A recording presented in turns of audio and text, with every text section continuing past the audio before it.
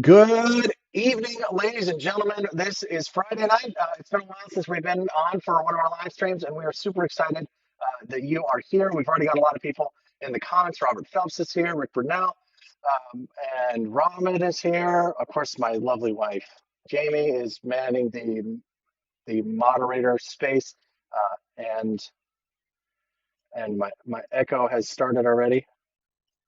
I always forget to turn that off. It's just kind of my thing. It's like a signature of the show now. But that's all right. Robin's here. Tracy Hyde is here. Great to see you. A gift from Tracy from Board Game Nation, from Gen Con that she made for us. Very nice.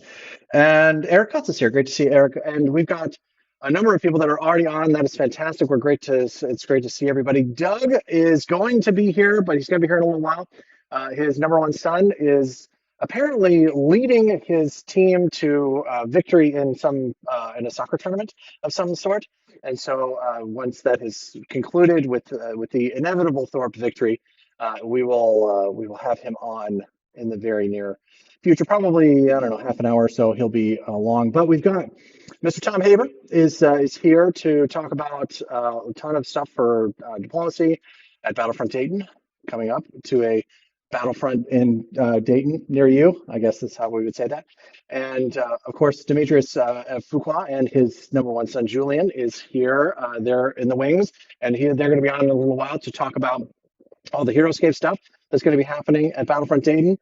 If you are interested in that, thank you for being here. If you're not interested in that, thank you for being one of our subscribers. That is fantastic. We love every part of you, but most of tonight is going to be about Battlefront Dayton. But we are going to talk tournaments and all of the mayhem that goes with that. So one quick thing that I'm going to ask, if you attended Gen Con this year and you happen to know the outcome of any of the tournaments that you know we recorded, please keep the spoilers out of the comments. We want to make sure that when people watch the videos in the coming months, those will probably start in November, and then in December and January, and then probably also into the spring. We recorded a ton of stuff at Gen Con this year, which is really exciting.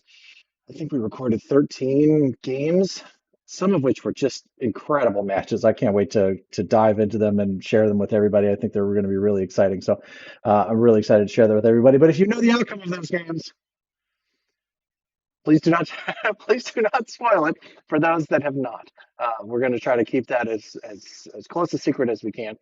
We've got a couple of other secrets that we have learned, but we cannot share. We will be saying what we can say about those things later today. We will not be taking any questions on those topics, as we are not allowed to talk about them any further than the approved statement that I have been given. That is not a joke, which is perfectly fine. We're excited to be privy to the information and what it's going to mean for us and for our community and for Battlefront Dayton in general. So we're really excited about it. So it should be a lot of fun. What else are we talking about? How many people do we have on? We got 31 already. Okay, great. So I think we're going to take, I don't know, do we need a break to get everybody online? Everybody need to go to the bathroom and get a drink or anything like that? Or you guys just want to push through? We're going to find out. First poll of the day. We're going to have a couple of polls today. They're going to decide the fate of what happens at Battlefront Dayton. I need your opinion. I need your feedback on what we're going to be doing at the big show. So we're hoping to get folks to join us. All right. So I'm going to throw it to a quick break and probably minute and a half, 2 minutes. I think it's 2 minutes, and we will be right back. I've got some new music that's fun. It's a celebration of our 20,000 subscribers. Can you believe it? 20,000 subscribers. We'll be right back.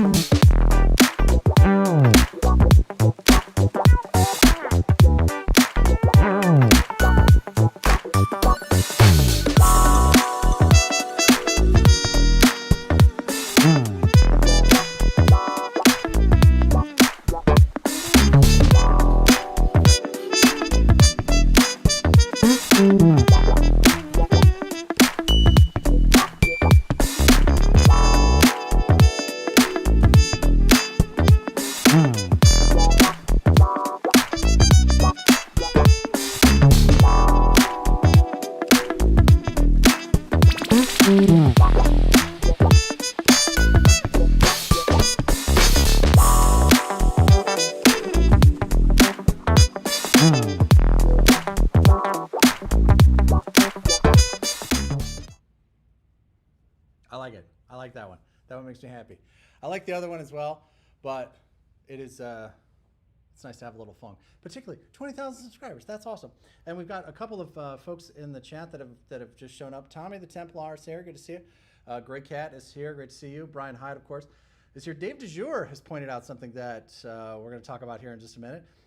He said that we need to update the sponsor list on the Battlefront Dayton website, and that is true. We will talk more about that in just a second.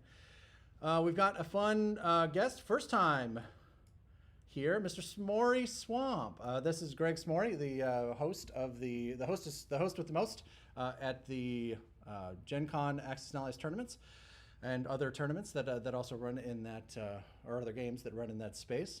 So welcome, Greg. Great to see you. Thanks for being here. I believe this was his 31st year running the Access and Allies tournaments at Gen Con, which is great. So we appreciate all the work that he has done. Have we lost the volume? Am I too quiet now? Sounds like I'm too quiet. Audio check, audio check. Everybody's good to can hear me? Making sure that I'm sounding okay. Everybody's here. Let me try. Is this good? I need somebody to tell me in the comments or I can't go any further. Yeah, 31 years is a long time. How's that sound? Does this sound okay? Sounded good? Audio's good? I got Cold Sap saying that the audio's good. Real quick, tonight's live stream has the settings set to subscribers only. So if you are watching and wondering why you can't get in the comments, please hit that subscribe button and that will allow you to jump into the chats. I'm gonna try to get a little bit louder, but that's about as loud as I think I can get it. It does seem to be a little low. My levels here do seem a little lower than they should be. Let me switch over to this and see what happens. How's that sound? Is that okay? Better? Worse? Probably a little more echo in that one, but it's definitely spiking. Holy cow, that's loud. Oh. Sorry, I think I just blew a bunch of ears out. Apologies, everybody. Everybody okay? Everybody okay? Is that loud enough for you, Charles? But now we have an echo. All right, I'm going to go back to what I started with then. All right, we're going back to the original option, which we had, which is just the earbud here. I got a little feedback earlier that it was a little muddy, but now it sounds like that it's a little bit better. Sorry for the delay here. We're going to see if we can get this right, because we also have to balance it when our guests show up. So it's always a little tricky. Okay. Yeah, sorry, Tommy. Sorry, brother. Okay, well, we're going to try to do our best. We'll muddle through with what we've got here. I should also say that there's a big storm rolling through Memphis right now, and about 20 minutes before the live stream started, there was a big lightning strike, and the power went out and then came right back on. So, yeah, I have a boom mic. I don't know. I can't use it now though. Maybe I'll do that next time, Paul. That's not a bad idea. It's a matter of just getting it hooked up correctly. Anyway, moving on to everything that's happening for Battlefront Dayton. I have a monster list of events that are happening. Obviously, we have the tournaments for Axis and Allies. We've got tournaments for HeroScape. We've got tournaments for the world's first diplomacy triathlon, which is crazy town. We will be premiering not one, but two new products at Battlefront Dayton. One of which will be the third mystery diplomacy game, and the other. Let me make sure that I get my statement here exactly right, because the language has been, as I mentioned before, has been approved. And here it is. It is, attention Axis and Allies fans. Board Game Nation is thrilled to announce that Battlefront Dayton will be premiering a brand new Axis and Allies accessory. The details about this exciting new release won't be public until Renegade Con this October. But here's what we can tell you now, ... It will bring new life to every historical A&A game on your shelf. So that's pretty cool. That is literally all that I can say.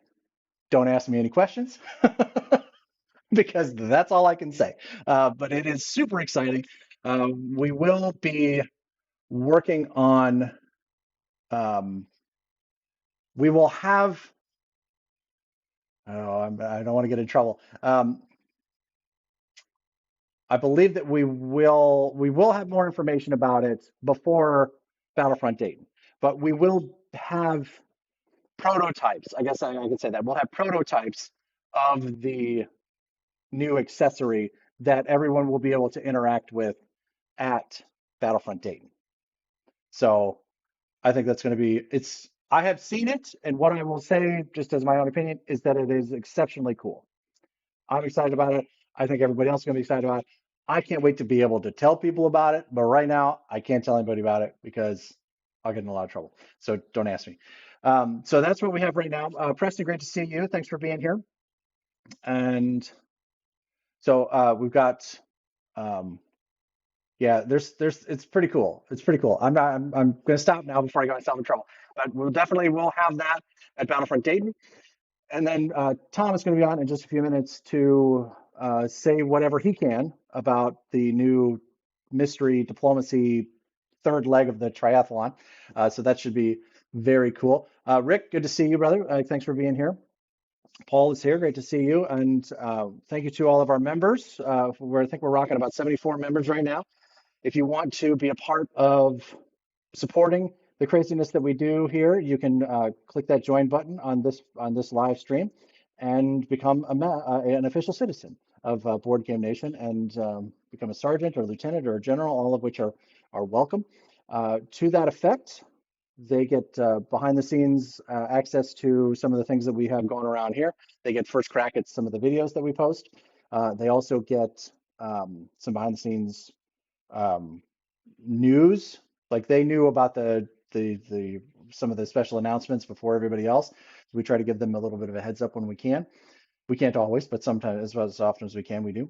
And Landon is thank you, Landon, is if you are a member and we care to vouch for the coolness of being a Board Game Nation member, now's the time. That'd be awesome.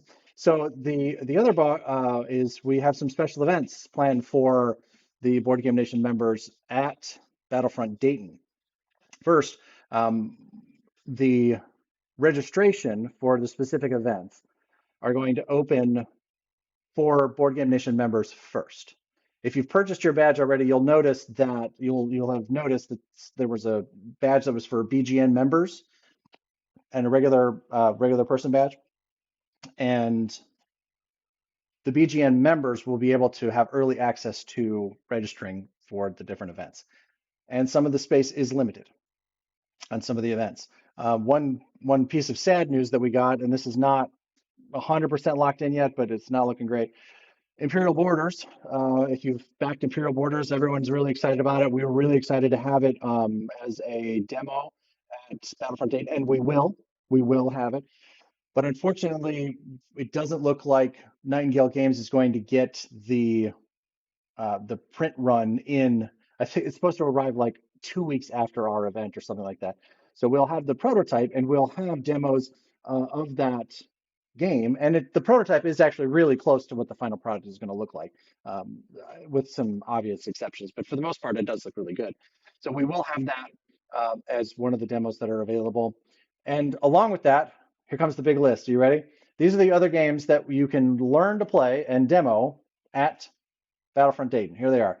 War Room, War Room, Imperial Borders, Kings and Kaisers from our friend Scott Palmer, Song for War from our friends at Invicta Rex Games, Global War 36 from Historical Board Gaming. They're going to be there bringing that out.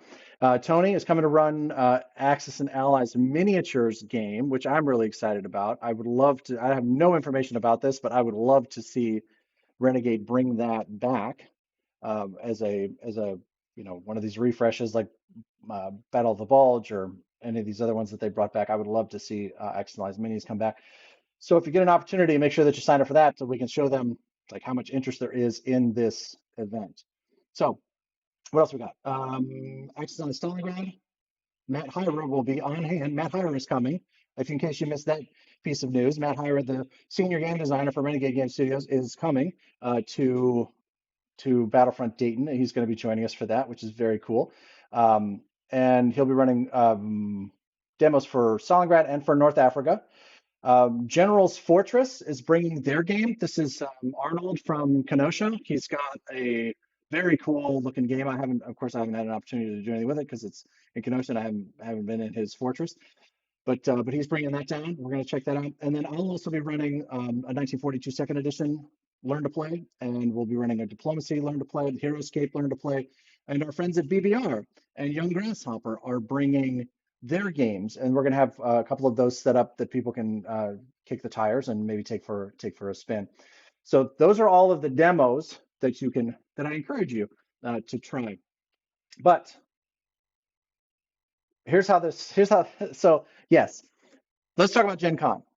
So I got a wild hair. I figured we're running a bunch of events that feed into Gen Con, right? So I thought, all right, well, let's just ask Gen Con. Mom told me if you never get what you don't ask for, right? So I said, okay. And I emailed their marketing department and I said, hey, we're running this event. We've got a bunch of events that are going to be feeding into Gen Con. Do you have anything that you can do to help support us? And they said, sure. Here's vouchers. And I didn't know what they were for at first. And I had to clarify. These are vouchers that are good for 4-day badges for Gen Con. And we got 10 of them, which is amazing. And as cool as that is, it's almost equally as cool that Gen Con has signed on as an official sponsor of Battlefront Dayton. So you're right, Dave. I do need to update the page, but I was waiting to be able to say this to everybody.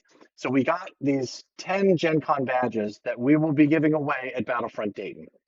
And here's how you can win them. I had originally thought, you know what, and I'm going to put the poll out. I was on the fence about it, but I'm going to put it out to the community, and I'm going to tell you, I'm going to start a poll here. And the question is, should we give away these 10 badges to the winners of the tournaments, and only the winners of the tournaments, or should we raffle them off to everybody? Okay. I'm hoping, and I could make the executive decision here if I wanted to, and I might, no matter what you say, but I do want your opinion here. I would rather that they be raffled off, because when you have, like, if you're going to go to Gen Con, like if you want to come to Battlefront Dayton, but you don't think you might not win, right? Because maybe this is your first tournament and you've never had an opportunity to play in a tournament before. Like maybe you don't want to, maybe that badge going to the winners doesn't mean anything to you, but if you've got an opportunity to win it in a raffle, then maybe you're more likely to be willing to do it. So I'm going to put a poll out here. We're going to let it run for a while. I will leave it up to you. I will say that something has changed on my screen. For some reason, I'm seeing myself much darker. I'm not really sure if that's just on my screen or if that's everybody. So the poll is now active. You can vote as you see fit. And there's this new thing where you can like be a top fan of something in the chats. It's based on the number of comments, and then if you do super thanks or stuff like that, I don't really know. I'm not really doing very much with it, but it's there if you want to gamify your chat live stream experience. Okay, cool. Okay, so we're going to do a bunch of prizes today as well to celebrate our 20,000 subscribers. We've been holding out a couple of really cool prizes just for this. And Yeah, I did go to dark mode. I don't know why I went to dark mode. That is very strange. I don't know why. Um, I don't know why that happened, and I don't really know how to fix it. I'm going to switch to that open. I'm going to change my screen and see if that does it. I'm going to give you 1 second. I'll be right back. Oh, nope, I've come back. Okay. I don't know. That was weird. Now I'm bright again. That was very strange. Anyway, so we've got a bunch of prizes to give away today. Um, Prizes for HeroScape, prizes for diplomacy, prizes for Axis and Allies, and we're going to get into all that. It's super exciting. I'm already behind schedule. I promised everybody that I would stay on time, but now I'm going to, without any further ado, we're going to bring in Mr. Tom Haver to talk with us about all the craziness that's going on with diplomacy. Let's bring him on. Let's see. There we go. Oh, oh, I'm sorry, everybody. Tom Haver's actually in witness protection. I wasn't supposed to bring him onto the live stream until he was ready. So Tom, are you there? Can you see us? Yes, there we go. Reading an Let's article in leave it the on. most recent edition of Game Trade magazine. Oh, and pray tell, what was in this Well, article? you know that Diplomacy Era of Empire has released to the general public? I have a copy. It's over here. It's right there. Fantastic. It's the first It's a new fun game. diplomacy in 31 years. Fantastic. It's in there. Also, the Lava Fields of Valhalla have been released from HeroScape. So if you're looking for either one of those, these are available in stores now, or you can win them at Battlefront Dayton. Right. Can you pre-order them from Renegade, or can you order them from Renegade? You can order them directly from Renegade, I wonder, does and Board Game Nation have an if you have affiliate a link link, from Renegade? I I think bet you we have do. an affiliate link that people can use to order it. I bet we do. Yes, yes, yes. So that that's very nice. So I appreciate that. Thank you. So yeah. So if you haven't had a chance to mess with Era of Empire, it is a very cool game. You want to give them the 30-second nickel tour of Era of Empire? Sure thing. So, Era of Empire is based primarily in the Far East and Asia, parts of Africa and Europe during the age of new imperialism. You're taking on the role of one of the seven great powers in the world at that time, being China, Japan, Netherlands, Great Britain, Russia, Turkey. And your goal, just like in base diplomacy, is to control a certain number of supply centers to outright win the game. However, there are a couple of nifty mechanics in this game, conversion and conscription, that allow you to play more aggressively than you would in classical diplomacy. So it makes it for a more dynamic and aggressive form of game. So we just released that at Gen Con, and we're going to have our very first Era of Empire triathlon participation at Battlefront Dayton. All right. So do you have an approved statement for the diplomacy thing? I've read my statement, and I'm not going to give myself in any more trouble. Say what I can say. Stop asking me. Well, I can say that I know what the accessory is also for Axis and Allies. So, like, I know the name of it. I've seen it. I can tell you that folks who attend the event will be very pleased with it. And that's as far as I'm allowed to, because I want to continue to do some great work for Renegade. So, You and me both. but I know it's difficult for everyone listening here because you're having a diplomacy player say, "Trust me," and Right. it's by default you want to say, "No," only Right. as far as I Exactly. can throw you. But at Battlefront Dayton, we're going to have three different diplomacy games. So one of which you all know and love. It's been around since 1959. It's classic diplomacy. We're going to also have Era of Empire, and we're going to have a third, what we're titling is like a mystery game right now. Now at Renegade Con in October, the same as we'll hear about that Axis and Allies accessory, so too will we hear about what this mystery game is, and we can talk a whole lot more about it once it gets revealed. But I can assure you, if you're here as a diplomacy fan or just adjacent, you've heard about diplomacy, what we have to announce for you will be something that you have not expected, but you will be delighted about. And Gary, I know you had the opportunity recently to Yes. try out this mystery diplomacy game at the same venue we're hosting Battlefront Dayton. We sure did. We sure did. So after the October Renegade Con, we will have video content almost immediately available about the new ANA accessory and the new mystery diplomacy game. So there'll be once Renegade makes their big announcement, which we actually are thrilled to be a part of that announcement process. This is why I got the opportunity to try out the new diplomacy madness at the Hope Hotel in Dayton, and it was a lot of fun. I really enjoy it. I think it's gonna be. I think everybody's gonna really like it. I think it's pretty cool. But so we're going to be part of the premiering or the announcement process for that game and for the A&A accessories. So that's very cool. We're excited to be able to do that.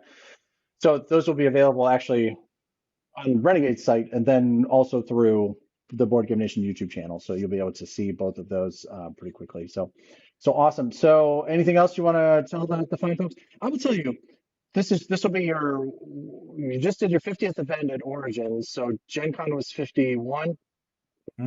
Correct. Ready? Oh, so I guess Battlefront will be 54 because you got WSBG in the middle. Yeah, well, yeah, it'll be number 53, I think. Or I'm losing track of it at this point in time, but Right. we can talk about what's going to be unique about Battlefront Dayton. So this is something that I've run more diplomacy events than anyone in the history of this great game. But we're going to do something very unique for diplomacy fans, whether you are like an experienced player or this is your first, foray into diplomacy, known as a triathlon. So a triathlon is going to be 3 different diplomacy games. You're going to have Classic Diplomacy kick it off on Saturday, followed by Era of Empire, and then that Mystery Diplomacy game on Sunday. Each one of those rounds will count towards the overall champion, which we're going to give gold, silver, and bronze to. Each one of those events that you participate in, Classical Diplomacy, Era of Empire, and Mystery Game, are also going to have prizes associated with it. So if you can only play in one of those, fantastic. You have prizes available to you, and most especially if you're looking for a net new experience, because Era of Empire was just released in August. There's no meta about this. The only strategy that have been put out there have been videos and articles that I've written about it. So you'll get a chance to have a brand new experience with 6 other people when you're playing Era of Empire. And for that mystery game, it's going to be the first live premiere of that game in public. So you will be part of the world first for that. So look forward to that fun.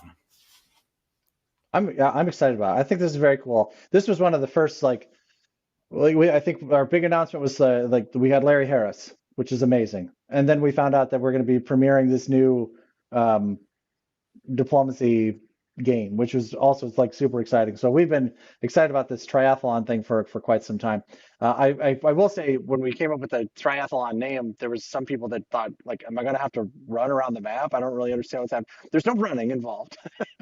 There is dexterity though. So we will have 2 giant walkable maps present that are 12 foot by 8 foot. If you've looked for diplomacy online, seen the promotion from Renegade, you've seen these maps at other events. We are bringing them to Dayton. So you will have to learn how to use those plotter rods to push those giant pieces around. But I think the majority of the exercise will be mental here. Like you have to put to test your interpersonal skills, your cunning, and outwit the other players, not just in the same game 3 times, but in 3 games. 3 games over the course of 2 days, you have to be the best at. Okay, I like it. So it's time for prizes. Here's what we have for diplomacy prizes. Compliments of our dear friend here, Mr. Tom Haver. We have a diplomacy party bag, and we've talked about these in the past. These crack me up because they're like diplomacy pans and all this kind of stuff. There's something in here that are Diplo mints. They're like little Altoid. It's a little Altoid tin called Diplo mints. So it's kind of just like a party bag of different diplomacy related swags. We also have a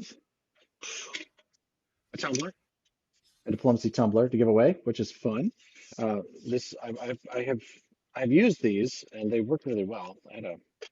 They work great. So we'll have that, and then a new prize that we have not seen from diplomacy before is I should probably open this. It's getting to be fall, and so it's time to bust out your favorite pullover, and this is This is I have one of these. Tom was good enough, nice enough to give me one of these. Mine's bigger than this one, but this one is actually they're really really nice. So we've got large, an extra large, and a 2X, and whoever wins will get a chance to pick those one of those sizes. But it's very nice. It's warm. It's got a little zipper on it, so you can open it up. And of course, it says Diplomacy Era of Empire on it on the other side. And Nice heather blue quarter zips that you can only win through these special events. So you right, don't even see it these does. on eBay. Same way with the Right. tumbler. There's only 50 of those tumblers in existence. So if you get one, you've got something precious as memorabilia. There you go. Okay, so normally these giveaways are only for members, but because this is the 20,000 subscriber live stream, we're going to give everybody a chance to win. And so here's how we're going to do it. I've got a big list of all of the comments, right? So if you are interested in winning this diplomacy gear, here's what I need you to do. I need you to type in the comments Battlefront Dayton. So, and no copy pasting, no copy pasting. Just start typing Battlefront Dayton, right? And then I'm going to scroll and I'm going to stop on somebody who says Battlefront Dayton, and then we'll give Well, away I'm going to enter the too. I'm going to prize. win some of my swag back. All right. Like that's this valuable stuff. Right? Exactly. Exactly. All right. So here they come. We got a couple people already chiming in here. We've got Robert wants to win. Preston wants to win. Rick, Muda wants to win. All right. So, all right. What we got? We got a bunch of people. That's all. And Tom, you really did put Tom, you can't win. I'm afraid you're not I eligible. need to build up trust with people so they know that when they're coming for this mystery game, we're going to deliver on that. So I have to deliver on all of my promises from now All right. until after we finish Battlefront Dayton. Then I can return to my typical diplomacy player self. Right. No. Oh, I will also say, while people are still typing here, um, the reason I brought up the number of tournaments that Tom has run, like nobody does this better. Like Tom's top notch when it comes to like the organization of the event and how things are run and the equipment that's there. The pens match the clipboards, which match the badges. And like, there's no better way to play diplomacy as far as I'm concerned. Shirts, Um, hats, right. And there's keychains, just special and pens, lapel pens. trophies.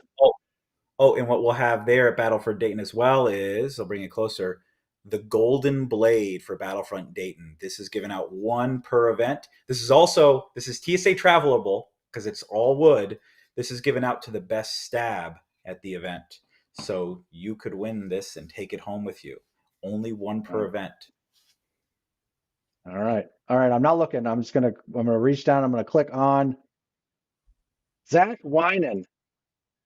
Zach Winan, you, sir, are the winner of the diplomacy gear. Okay, so here's how you collect this stuff from me. You cannot come to my house. What we're gonna do is you can either go to our Discord server. Link is coming in the description, and from Jamie in just a second, or you can message me through the Facebook page. So go to the Board Game Nation Facebook page and click the send a message, and then I'll connect with you and we'll figure out how to get this stuff to you. If you happen to be in the Memphis area, fantastic. But it's a big wide world, so you're probably not in the Memphis area. But but we'll make sure that we'll get that over to you. Any questions for Tom about diplomacy or Era of Empire? Or any questions that you want to ask about the new game that he can't answer because it's torturous? We've got a lot of people speculating in the diplomacy thread in the Renegade Discord server. Some people are saying it's going to be diplomacy twister. Someone today said diplomacy charades. A lot of others thinking I'm going to make do on my promise for finally a My Little Pony diplomacy mashup for kids. You know, my first diplomacy or my first diplomacy. I like it. I like You it. can all guess as much as you want on there. Everything will be There you go. revealed next week at Renegade Con. Excellent. And I think we're getting the dates for Renegade Con on Monday, right? That's like, so we don't know the exact dates for Renegade Con. Renegade's going to announce those on Monday. So we can announce when the date for the announcement will be announced. I'll just say it this way. Follow Board Game Nation, follow Renegade on socials. You're going to be notified for when Renegade Con happens, and you will be notified for those brand new games slash accessories that you'll get a chance to see at Battlefront Dayton. Really cool time. And I could say also, as someone who's gone to other conventions and seen Song for War, Imperial Borders, like these are fun. Like absolutely give it a go. Like I backed Song for War. I saw that a few years ago. I'm glad it was funded on here. We're going to have a lot of really cool war and historical games present at Battlefront Dayton. I feel sort of sad that I have to run so many events because I would prefer just to go through and do all the demos if I didn't have to do that. It's like Gary, like same thing. It's like we're doing all the stuff that we love, but we are going to be running events for you all, the people. You, the Right. people. Yeah, I was just, it's funny. I was just saying that over dinner before the show. Was like, man, there's going to be so much cool stuff, and I'm going to be setting up Access and Ally Sports. Like that's what I'm going to be doing. So, which is fine. I'm happy to do it. I'm excited about it. I'm hoping everybody comes and has a good time. Congrats to Zach. Make sure that you reach out to me on the Discord server or through the Facebook page, and we will hopefully see you at Battlefront Dayton in your fuzzy new Era of Empire pullover because it'll be November in Ohio. So it'll be a little chilly. So awesome. All right. So Tom, anything else you want to add? Anything else you want to say to the people? Say, hey, everyone, thank you very much for your time. Like, follow Board Game Nation on YouTube, jump into the Renegade Discord server. We're going to have so much cool stuff for you if you show up to Battlefront Dayton. And even if you just go through the demos that we're running on Friday, you're going to get a lot of unique experiences. So this is going to be well worth your time. I've been to the venue twice now, once with my family, went out to the Air Force Museum, had a great time. I look forward to showing up in November and seeing a bunch of new people try out these games for the first time. So come up and say hi to me. More than happy to show you how to play the game and give you a good experience. All right. Thank you all. And Gary, thanks for having me Awesome. on again. I look forward Wonderful. for the Axis and Allies and Heroescape stuff that's coming on. I can just join the chat. Yes, yes, yes, yes. Lots more to go. Lots more to go. Thanks for being here, Tom. We'll talk to you again soon. All right. Take care, everyone. All right, bye.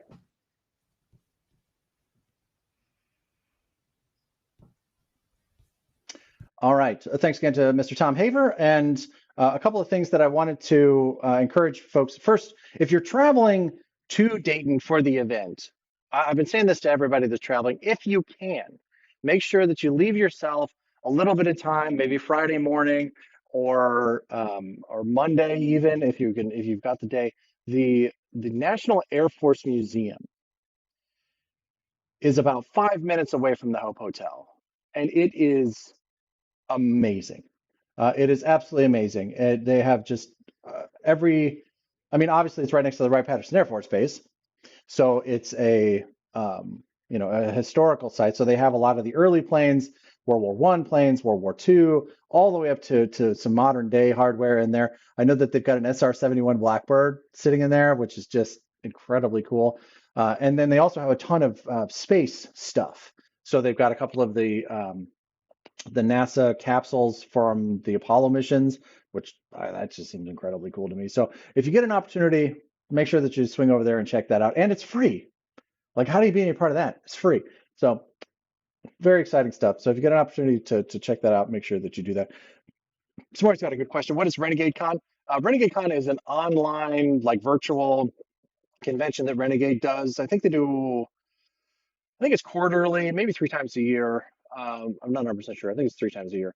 But they basically have slots of where they do premieres where the video is published, but then they also have comments where people can like live chat with the people that are in the video. It's just a way to do kind of a live stream style with it being a little more clean because you don't have to worry about the audio because they've had an opportunity to edit because versus doing it live, which is live. Things happen when things go live. So, and then it's usually a full day, and they'll have like an hour for announcing, the main product lines, what's going to come out in the next quarter. So that's kind of what Renegade Con is. So it's fun. It's pretty cool. It's nice because you can also kind of pick and choose what you're interested in. Like, I'm not a big RPG guy. No offense to anybody who is, but it's just not my bag typically. I play D&D, but it's not the thing that gets me to come to the table. But so you don't have to watch those if you're not interested in those, or if you're not into My Little Pony, like you can skip that part. So it's kind of a nice thing that they do. I think it's once a, I don't know. Anyway, so that's what Renegade Con is. Quarterly online convention. Thank you, Tom. They do giveaways too, which is fun. Yeah, they're building a National Coast Guard Museum. I didn't know that. So anyway, so yeah, so lots of cool things happening. Obviously, lots of diplomacy things that are going to happen. Very cool. Next, we are going to bring on our dear friend Demetrius and his number one son Julian to talk with us about Heroescape and all of the craziness that we have for that. Please welcome them to the show. Hopefully this works. Let's find out if this works. Do that. Nope. Nope. Oh, there they are. We got an extra space in the middle. Hello. Why is there an extra space in the middle? Howdy. It's good. It's good. Why is there an extra? That's good. If now there's 4 people. Oh my God, it's getting worse. Yeah, it's getting worse. We got rid of the wrong thing. Oh my God. Let's try this. Guest 1. Make this guest 1. There we are. I'm not on the screen. Hey, let's see if I can come back. No, I'm on the wrong side. Whatever. I'm going to be on the right for this one. It's fine. We're going to leave it like that. Normally, I don't have multiple guests, so it's a little tricky. So sorry. I'm just realizing how ridiculous that must have seemed to everybody watching. My apologies. It's sort of on the live stream, so I'm still getting back into the swing of it. So, Rick, good to see you, brother. Thanks for stopping by.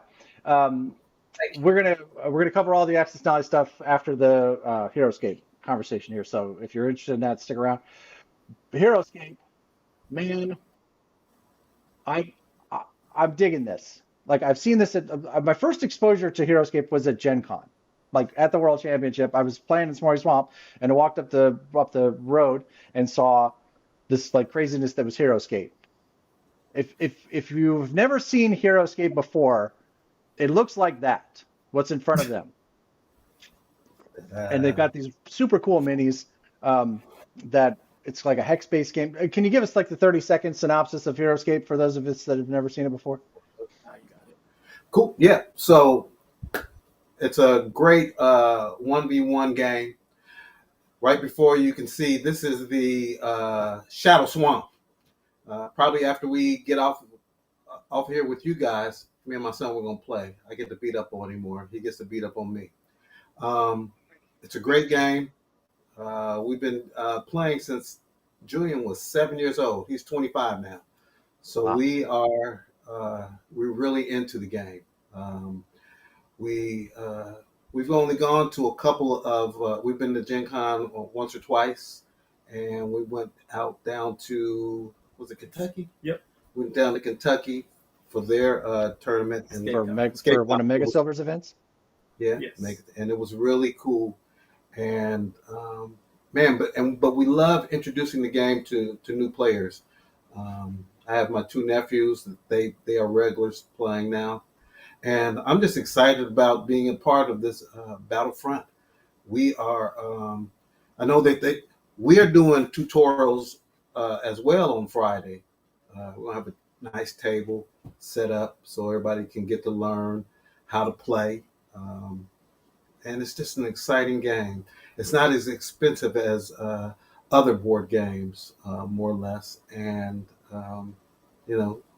it's family oriented. And it has a little bit of luck. What was the breakout that you did? Was it 40% luck, 30% skill, and you don't remember? Not at all. Okay. Something like that, though. Yeah. It sounded good. Yeah. So, that sounds about right. It's a dice game.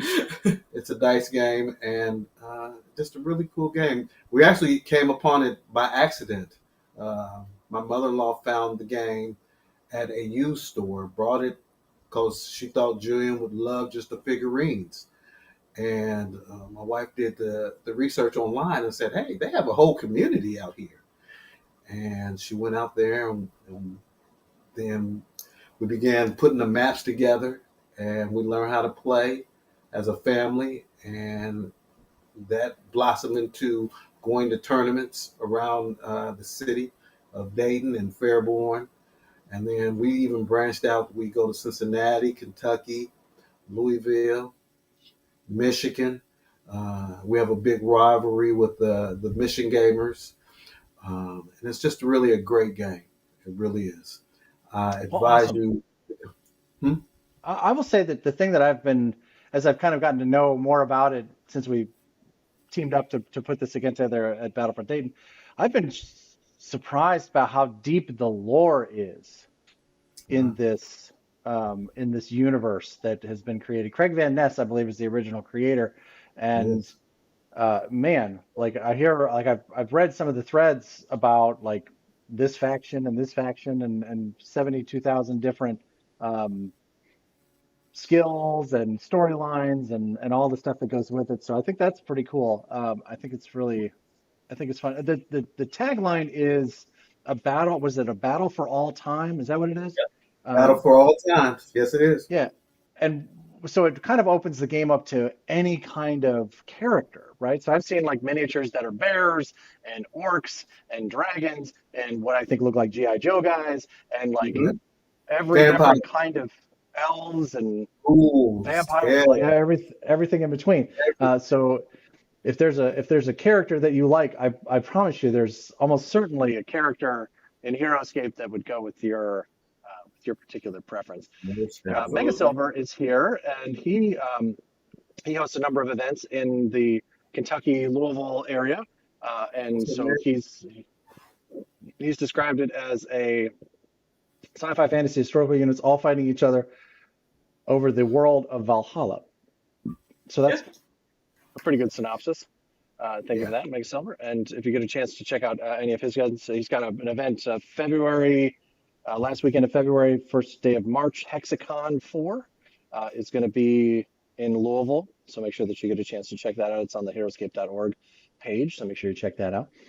And we're hoping that our friends from Louisville come up to visit us in Dayton for our event, and because we will be hosting one of only 20 nationwide Valhalla trials, which, if you are fortunate enough to win this 5-round monster, you Yes. will be able to take home the number one prize that is provided in the Valhalla kits.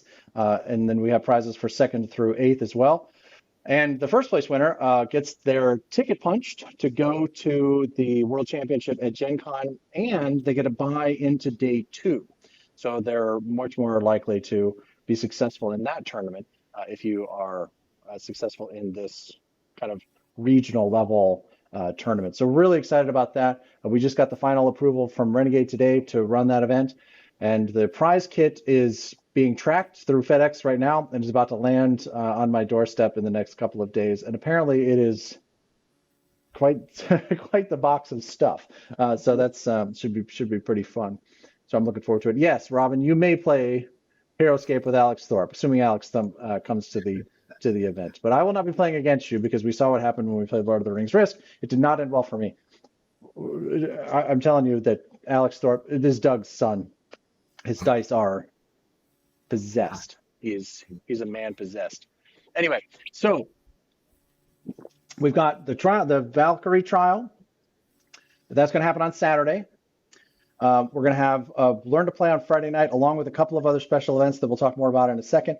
And then Sunday is going to be, help me with the terminology here, I believe it is a VC day, Valhalla Customs. Yes.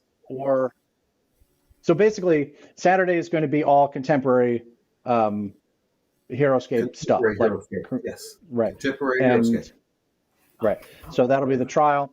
And then on Sunday, we'll have the kind of more anytime HeroScape pieces and events that go with that. Have I got that right? Yes, sir. And those will be 1v1 tournament. We're going to do a tournament style.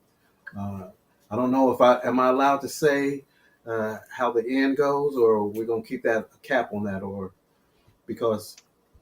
Well, so we're running the poll now to see whether or not we're going to give away the badges, or right now it's raffling off as an 86% favorite in the poll. So instead of, we had talked about doing the badges for the winners, but I think we're going to be raffling them off instead. Is that what Okay. you're talking about? No. I'm talking about the 1v1 tournament on Sunday. What they're winning right in front of them.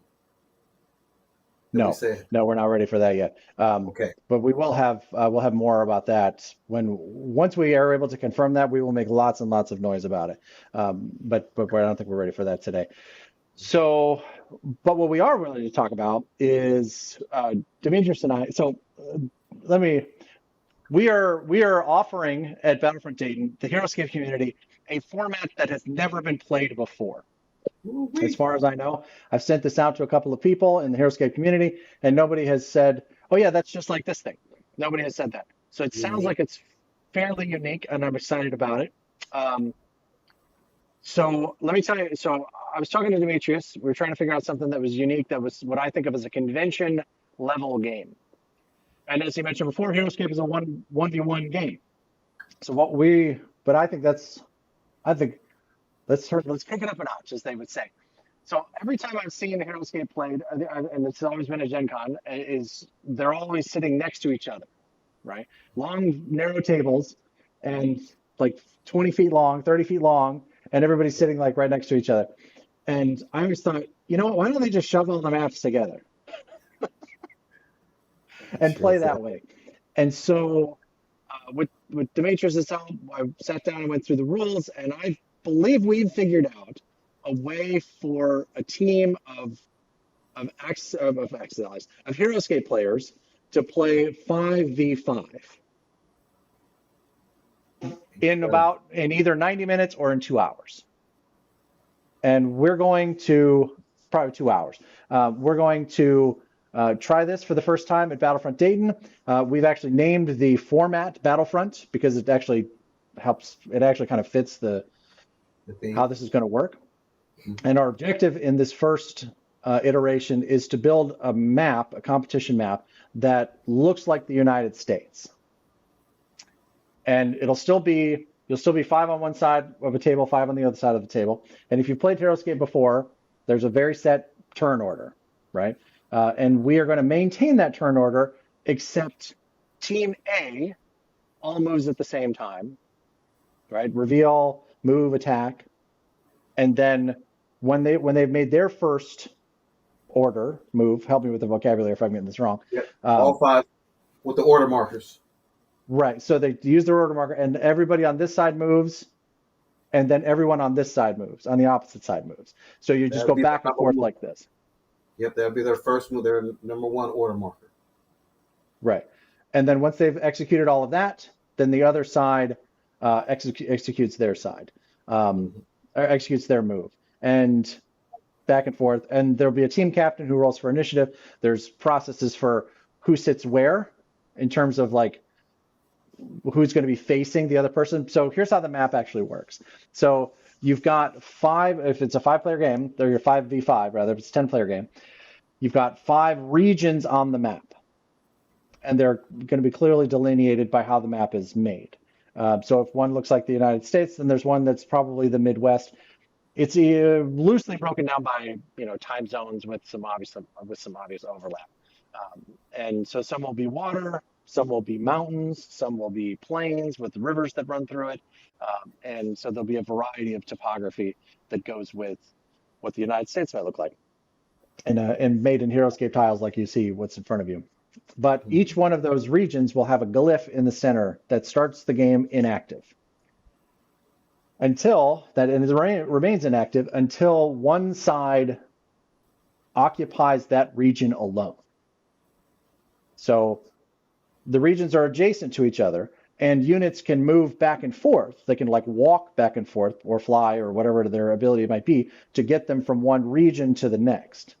But so long as as long as a zone is contested, the glyph stays inactive. But if a side does take control of that region, the glyph becomes active, and it's a teleport glyph to take you 1 or 2 regions away. So you can jump into another region and fight in that region. That'd be great. That's great. So 2 ways to win. The first is to eliminate all of the enemy units, which in 2 hours probably doesn't seem very likely, but it could happen, I suppose. And The second way to win is when the time expires, whichever team controls the most regions is your winner. A couple of special rules. Any abilities or mass area effects that your unit has only affects your original army. It does not affect a teammate, even if you move into their space.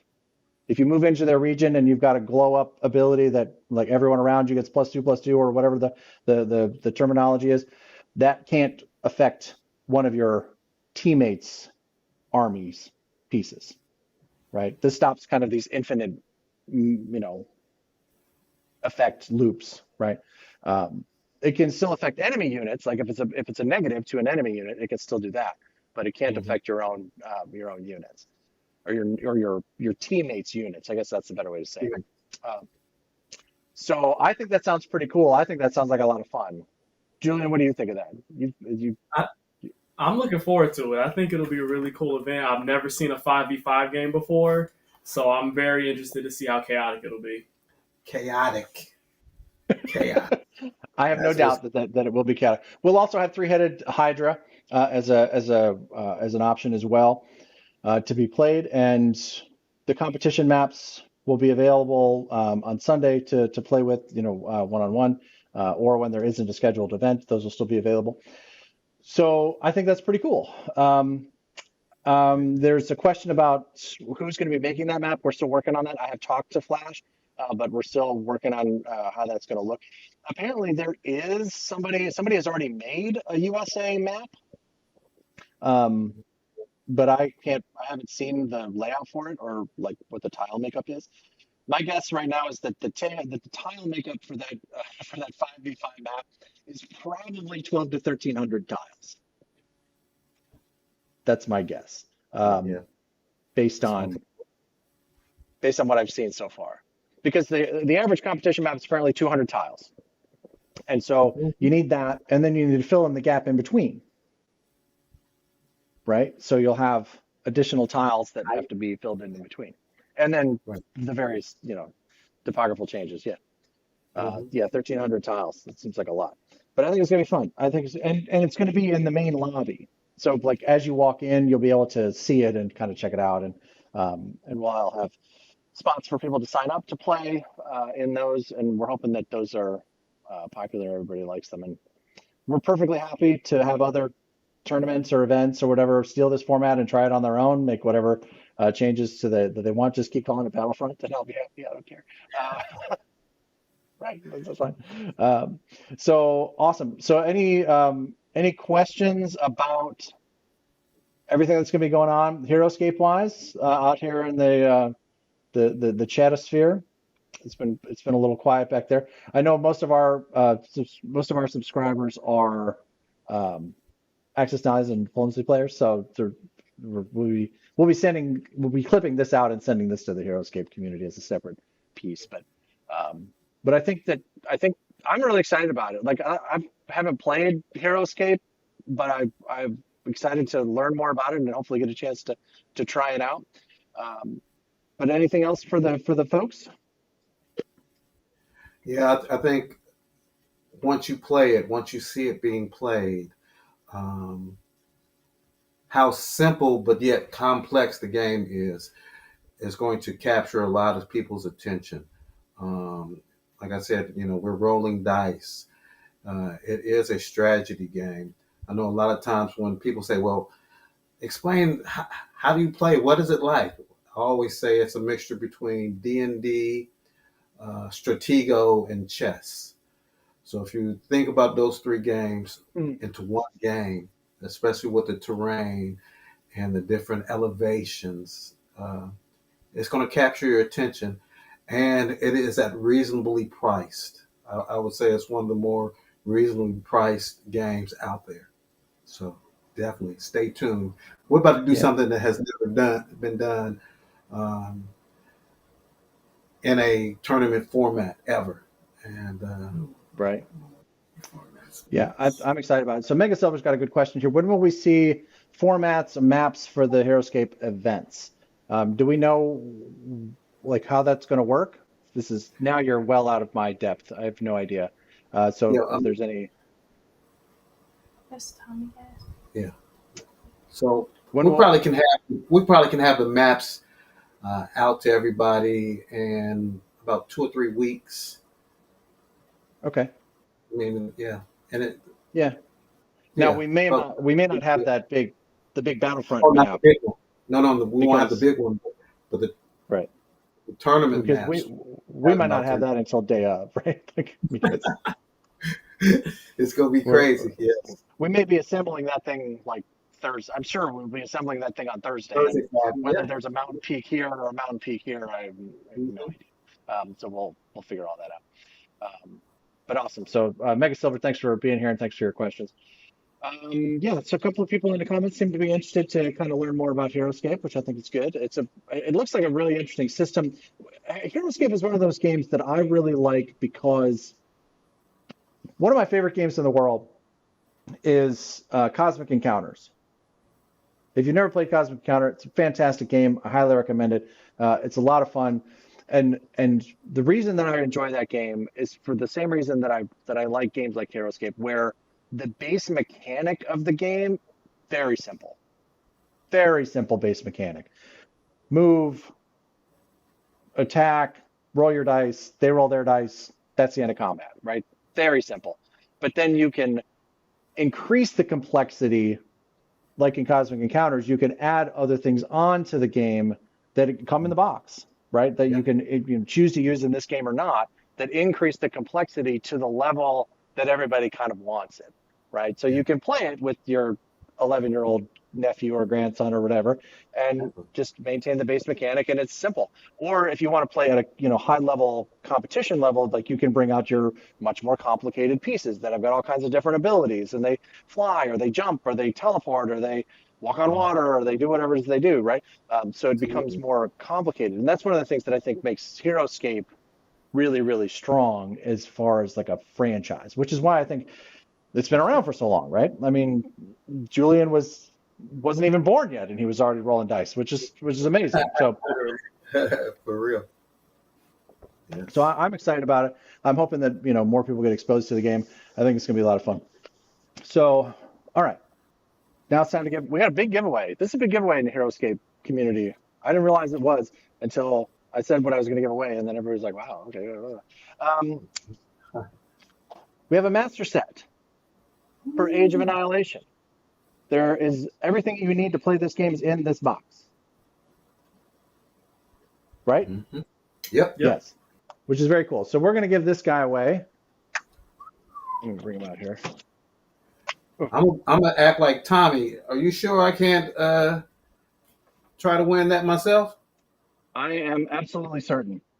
So this is the master set. Sorry for the glare. This is the master set of HeroScape Age of Annihilation, which is the newest set. This is the painted or unpainted version.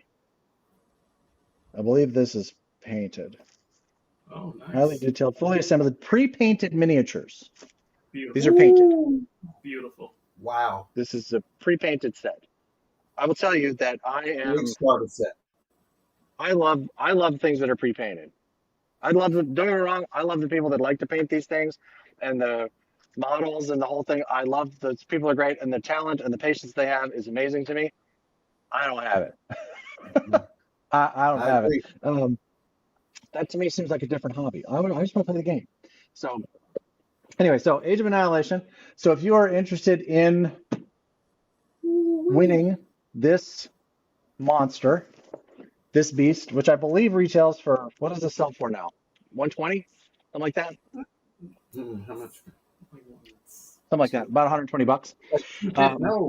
No. Wait a minute. Pre-painted is a lot more Yeah, expensive it's than like the unpainted $250. versions. It's like $250. I would say $250. Yeah. Hold on. We're getting a check. Bear with us just a moment. Yeah, it's not no 120. No. All right. Well, I've already said I'm giving it away. $225 is the painted price. So, all right. Woo! So we're giving away a $225 prize today. Wow. Don't tell my wife. Ooh. All right. So if you want to win this beast, which I highly recommend, and I think it's going to be very cool to have. You are looking, start firing away your Battlefront Dayton into the comments, and here's your chance to take one of these pre-painted Yep. Age of Gary Annihilation master sets home. Your Yeah, type of price Battlefront is Dayton. $225. Yeah, $225 is the retail price for the pre-painted pieces. So if you're interested in winning this guy, you're typing Battlefront Dayton in the comments, and we will. Yeah, sure you will, Mega Seller. You'll reprise it if you get it. Come on now. Come on. Now. Yeah, that's what I do. I reprise it. Exactly right. Correct. So awesome. So while they're doing that, if you are interested in attending Battlefront Dayton and you have not already acquired your badges, please do so. Registration for individual events is going to open for members next week. I was hoping to be able to open it today, but I did not get an opportunity to get everything keyed into the tabletop events page that we're using for registration. That's quite the process. We've got 100 plus events when you factor in all the different rounds and all the things that are going to be happening. So I'm working on it. I'll be slaving away at it on Monday, and we'll try to get that knocked out. So is everybody in? Let's find out. We got a bunch of people. All right, so I'm not looking. I'm just going to scroll. Doug, I'm sorry, brother. Doug's trying to win. Al, if you win, we'll give it to Alex. How's that? Zach, I will say this in all seriousness. Zach, you can't win. You already won. So if we land on Zach again, Bill would save on shipping. We'll see. So Zach, I'm sorry, you can't win. Here we go. You know what? I gotta think.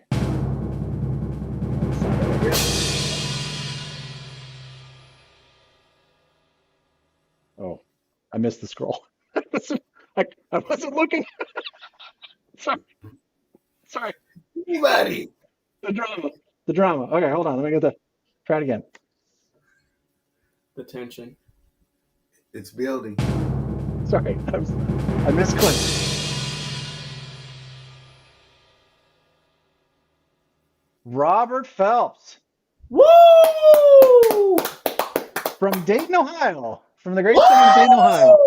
Come on. Board Game Nation member and a good friend of ours. He'll be actually hosting the Young Grasshopper demo of Axis Analysis variant, Young Grasshopper. He'll be hosting that for us at Battlefront Dayton, as well as playing, I believe, in the global tournament. So congrats to him on his shiny new pre-painted HeroScape Master Set. Premium Painted Edition. This should have been a clue. Premium Painted Edition. We should have been able to figure it out from there. Yeah, I look right. beautiful. This thing's been sitting on my shelf for a while because Renegade sends me stuff to put in the background of the video so that people can kind of see it and get a feel for what's going on out there. So this one's been sitting back here for a while. So it's time for it to go out. 20,000 subscribers. Woo. Going to Robert, our good friend, our dear friend Robert Phelps. Congratulations, Robert. That is awesome. We're excited to get that out the door to you. I'm thinking about the next time I'm going to be up in Dayton, I might be able to save some shipping costs. We'll get that up to him. All right. Well, awesome. Well, thank you, gentlemen, for joining us. Anything else you want to add for the people? Nothing but please come out. Let's have some fun. Let's make the gaming community grow as well as the HeroScape community grow. That's what we're about. Hope you guys are ready to experience the best game in the world. It's the best game in the world. That's what Julian says. He's very smart. He's been playing this game for 200 years. It's amazing. Essentially. For sure. Right. Thanks for having us. Yeah. Jamie has informed Robert that now he has to help build the map, the big map of Battlefront Dayton with his. Yeah, he got to come on and help us. Exactly. Very good. Yes, there was a catch, Robert. There's always a catch, brother. There's always a catch. All right, awesome. Well, gentlemen, thank you very much for taking the time this evening to hang out with us and showing us your Shadow Swamp. We're excited to have you guys hosting the events with us in November. Please make sure that you get your badge and sign up for your HeroScape events. If you are not planning to play in any of the HeroScape tournaments, please make sure that you sign up for the HeroScape Learn to Play sessions so that you get a chance to kind of get a feel for for what this game is going to be about. One of the things that I meant to talk about when Tom was on is Friday night. We've got a member only, Board Game Nation member only meet and greet with our very special guests. That's going to be Larry Harris, Matt Hyra, Thomas Haber, who's the designer of Era of Empire, and Rosco Schock, who is part of the new diplomacy mystery game. So I can't even really say what his part in that is because that's secrets, people. But when that is over, we are going to reopen the gaming hall and have what we're calling crossover demos. So if you are an Axis Knowledge player, we're going to encourage you to go try diplomacy or go try HeroScape. If you're a HeroScape player, we're going to encourage you to come and I'm going to be teaching a demo for how to play Axis Allies. I'll probably use 42nd edition just to move it along. I'm not going to try to teach everybody how to play global in half an hour. But if that's something they're interested in, diplomacy players, we're going to invite you to come and learn Axis Allies or HeroScape. And that's kind of how we're going to spend our Friday evenings kind of learning each other's games. And so we're going to try to create some cross-pollination and see if we can steal some Axis Allies players from the HeroScape people. Oh, yeah. I have a lot to do with. No, I'm just kidding. There's more than enough game for everybody. Awesome. And I think we're going to leave it there. So, gentlemen, thanks again for your time. We will talk again real soon. Great job tonight. For sure. Talk to you soon. Thank you. You bet. Bye-bye. All right. Well, that's HeroScape. All right. So I think it's time to bring in the poll. Let's bring the poll in. We got 80% saying that the Gen Con badges that we are going to, that Gen Con has graciously given us, are going to be going to the, we'll be raffling those off rather than them just going to the winners. We do have some very cool prizes and trophies for our first place, second place, third place winners of the various events.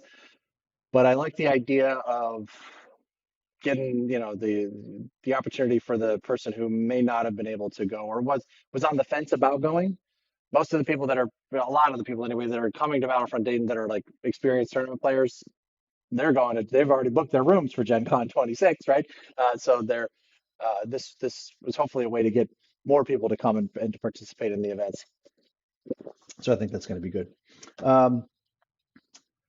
Robin will teach it ANA Global in 27 minutes. Jamie's clearly not spending time with Robin. Okay, so moving on. It is time to bring on my ride or die. Mr. Doug Thorpe is ready to join the party. He is fresh off of, I hope it's a victory for Alex. We're going to find out. Let's see. Bring it in. Oh, we're back with the Fuquas. Hold on. Hey, there he is. Doug Thorpe, ladies and gentlemen. He's muted. Hey, Hey, you know what everybody. you get? You know what you get. Doug Thorpe has arrived. We can't bring Doug in without a glockenspiel. It's kind of a glockenspiel. Yeah. All right, my man. So everyone's been asking, like, what happened in the soccer game? So I coach one team and kind of help out in the other. We had a rough first game. We actually tied, but it was rough because we were up 3-0, and they scored 2 goals in the last 2 minutes to tie it. Oh, One with 2 seconds left. It was brutal. oh man, that's So tough. we should have cooked them like 6-0. We were a way better team. We just got up and our kids got big heads and stopped playing, and lesson learned. So Sometimes that's a valuable lesson. That's a valuable lesson. Right. We've done that before in our games where we're like, man, we got this, and then all of a sudden, oh, hold on, what? We had Rome. It's gone now. Good life lesson. Yes, absolutely. Well, good. So thanks for being here. I'm late as you are. I'm glad that you're here. Did you see the thing we just gave away? Yeah, I was really excited for that. Well, I've got a couple of things that we're going to give away at the end of our Axis Allies talk. Okay. I've been holding out a couple of like big items, waiting for like just the right occasion, and I think this is it. So we've Cool. got a couple of things. The first is a Battlefront Dayton shirt. This is not one of the big items. This is just a thing. So we got one of these to give away. It'll look more like this, and you'll be able to pick your size and colors. I think we've got red, blue, black, and then the army green. Okay. Okay. My computer just stopped recording. I'm not sure why, but that's okay. So the other thing.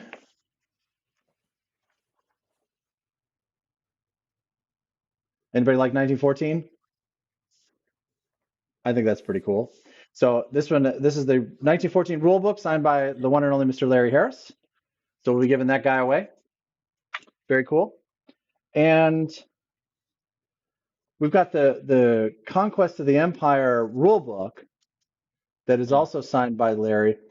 But I have to say, it seems a little weird to give this away without the game.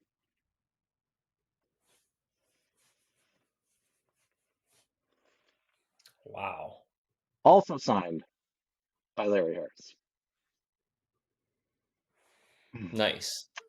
So, quick thing here. I found this at a like a board game swap, right? And a guy had it, and I asked him if it was complete, and he said yes. And there's some extra stuff in there too, because this is what you get at board game swaps. You know what I mean? Like, whatever. So it's not in perfect condition. Let me just be very clear. So there's a little bit of damage to the box top, but anybody who's had like any of these old big Milton Bradley boxes, like if you find one of these in mint condition, yeah, that's not really a thing. So it is complete. I pulled it out and I found an inventory list and I checked to make sure that all the little Caesar guys were there and all the little army and cavalry pieces and whatever are in there. So I have verified that it is a complete game. And when we sent the package to Larry for autographs, we sent him the box top and the rule book to sign, and he signed both of those for us and was gracious enough to send both of those back. And it seems weird to give away the rule book and not the game, because if you don't know how to play the game, you probably need the rule book, right? So I've done a little bit of research, and I believe that the retail value of this game complete, probably in the condition that it's in, $200. Wow. Ballpark. Nice. But signed, I've never seen a signed copy of this game. And I've never seen a signed rule book for this game. So, no idea. So whatever it is, it can't be more than $600, because if that is the case, then I have to send you a W2G. I'm not going to do. So the value of this is not over $600. Don't email me. This is clear. Just to be clear, it is not over $600 for you and me and the audio recording here. But we're going to give this away when we're done talking about all of the. Go ahead. I don't know that I have ever laid eyes on this game, to be honest with you. Oh, I played this game quite a while ago. I don't know, like 20 years ago or something. And I remember it being fun, and I remember it feeling like a Larry Harris game. If that makes sense. So hold on, my shoes are tied here. Yeah. Ooh. Oh, I'm trip and fall. Sorry. Okay, so we're gonna get to that. A couple of things we need to talk about first. Battlefront Dayton. I see everybody's already clicking and they've already started typing Battlefront Dayton. That's awesome. They're ready. So here is how this is going to work. We are going to be playing 1942 Second Edition. We're going to be playing Anniversary, and we're going to be playing Global. We'll have demos and casual games for various other versions, but those are the three tournaments that we're going to run. We are, rather than doing the single elimination tournaments that we've seen in other formats, particularly at Gen Con, those work at Gen Con, because if you get eliminated on the first day, you're still at Gen Con. There's like 8 billion things to do. Not to say that there won't be other things to do at Battlefront Dayton, but we want to, when people show up for this, we want them to know that they're going to have 3 games to play. So we're going to play 3 rounds of Swiss pairing. So what does that mean? So do you want to tell them what Swiss pairing means? No. Okay. I've been talking for a long time. That's fine. That's where you like winners play winners and losers play losers. Is that right? Okay, yeah. Yeah, So if you win your so first game, you're gonna play someone else who won their first game. If you lose your first game, you play someone who lost their first game. exactly right. That's exactly right. So if you win, then round 2 you're playing somebody else that's 1-0. And round, if you win in the second round, in the third round you'll be playing somebody else that's 2-0. So that in theory, when we get to the end, there should be only one team that's undefeated, and that'll be your winning team. So it should be pretty straightforward. Okay. I don't think that there's going to be means to have a tie per se when we get to the end, but we're going to collect the information necessary to break a tie in the event that there are 2 teams that are undefeated when we get to the end. Some of that's going to depend on how many people sign up for the different tournaments. At the moment, I have a max capacity set for 24 players for global. That would be 8 teams of 3. I have 24 tickets available for anniversary. That would be 12 teams of 2, of course. I did the maths are hard. And that's sorry. And then for 42nd edition, I've got 18 seats available for that event. So I'm hoping that's going to be enough. If we get more people signing up for one and fewer for the other, we can make adjustments along the way. But if we fill those, then I'm going to call it sold out, and that we won't be able to expand beyond that. The room that the room that we're in is at the Hope Hotel in Dayton, Ohio, which is it's a little weird.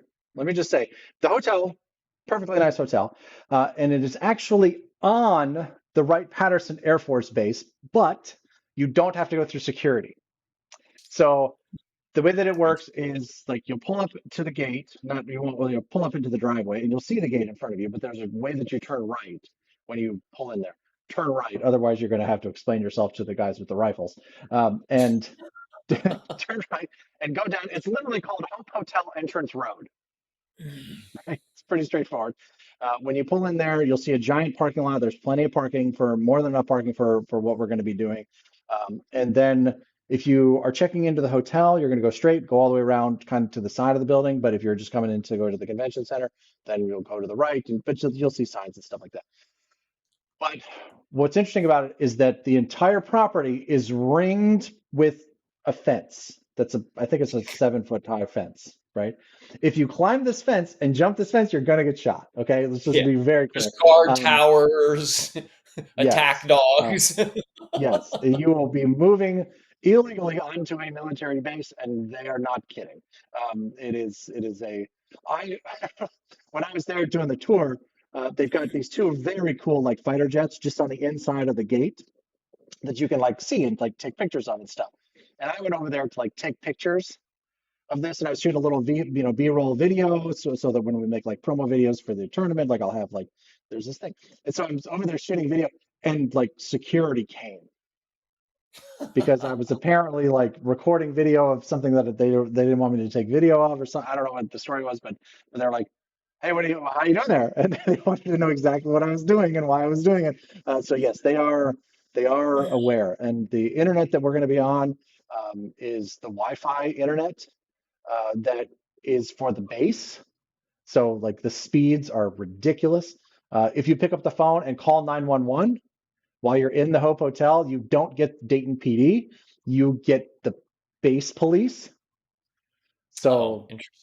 So it is apparently one of the most secure hotels in the central Ohio Valley because it is literally surrounded by the military base, other than its one entrance road, which is covered by like 9 cameras.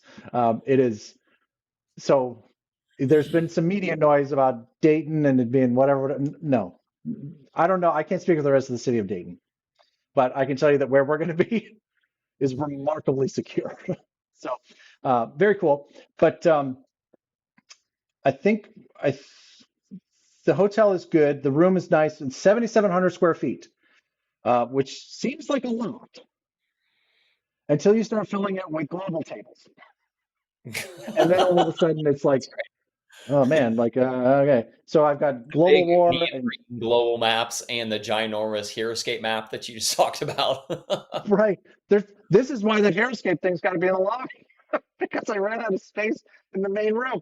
I mean, between 4 global tables that are going to be part of the tournament, and then the Global War 36 from Historical Board Gaming, and there's the Young Grasshopper game, Imperial Borders, War Room. Like these are big games, right? That take up some serious real estate. So the room fills up pretty quickly.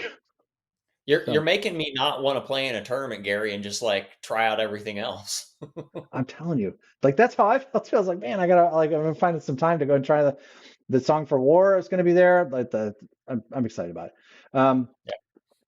Okay, so Dave, this is a good question. We're gonna talk about this for sure. Before we finish here, we're gonna talk about the chess clocks and how that went to Gen Con and what we're gonna be doing at Battlefront Dayton and all that. So we're gonna come back to that one. So one thing that we want to make really clear is, and this is something that's happened at Gen Con for years, is people sign up for more than one tournament, and mostly they're doing it as a fallback. If they get eliminated from a tournament on day one, they still have something to play in. That won't be an issue for us because it's a Swiss pairing. You are going to play 3 games. So we're only allowing people to sign up for one tournament at Battlefront Dayton. So if you're playing Anniversary, you're playing Anniversary. If you're playing Global, you're playing Global. There won't be any crossover between those games.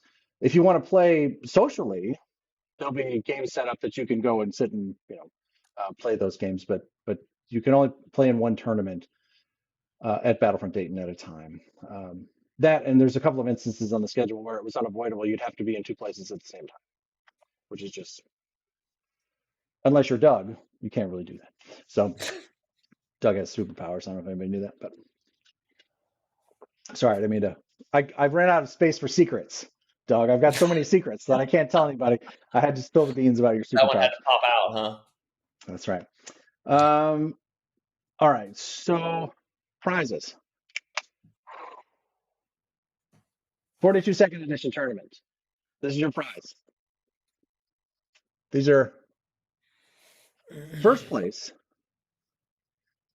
You'll be getting yourself a B-17. That's pretty cool. You and your partner, assuming it's a 2-person team. I've got one for each player. You have to saw it in half. Right. You get this wing. Yes. So this will be. We've got 2 of these for the 42nd edition winners. I think those are pretty cool. This is your B-17. Very nice. Very nice. For Anniversary, we have B-25 Mitchell, which is, I think, again, very cool. Yeah, nice. Right? Very cool. I like it. They like to be petted. Just so Did you know, whittle if you those take one. yourself, Gary? I did actually. No, I didn't. I've actually found a guy. I'm glad you mentioned it. His name is Han Tran, I believe, and he makes these by hand in Vietnam. And I found him on the internet and was talking to him about our event, and he decided he wanted to be a sponsor of the event. So we actually got them at a little bit of a discount. And so the premiumwoodart.com is where you can find your copy of these. And if you use the code BGN10, you get 10% off, which is pretty cool. Premiumwoodart.com. Let's put that in the chat.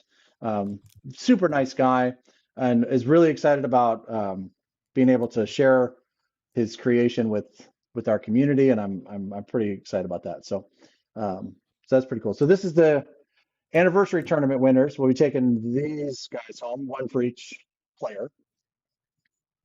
And then, of course, for global, you got to go with the B-29. Mm, You get the big one, nice. Right. For global, that makes sense. right? Exactly. So as it happens, of course, we're on the Wright-Patterson Air Force Base, Mhm. right?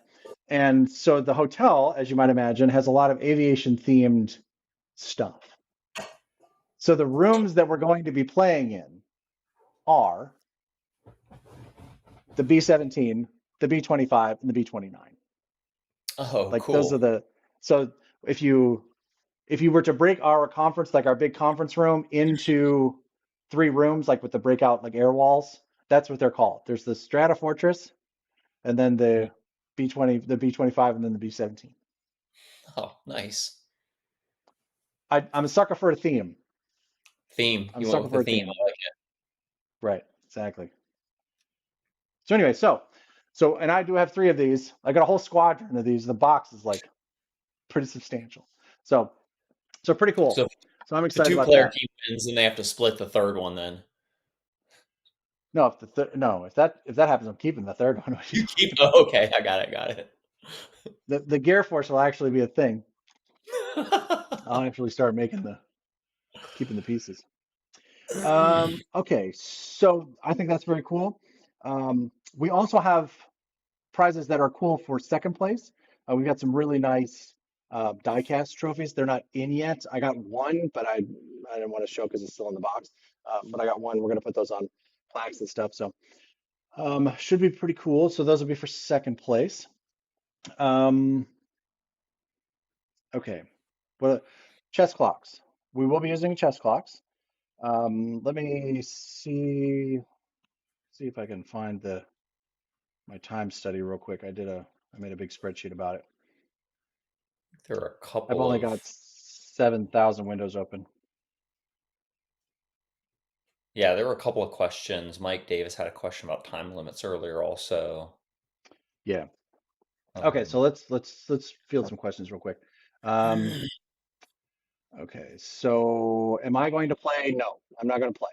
I will be the tournament director for this event, and so I will not be playing in any of the events, unfortunately. I believe Doug is planning to play, but I will not be playing. What other questions do we have? Why isn't Gary's face on the front of the plane? Because we want people to want them. That's why. That's a true statement. Yeah. Nobody. You want that on your shelf? No. Imagine like walking through at 2 o'clock in the morning and no, that's not gonna work. Okay, so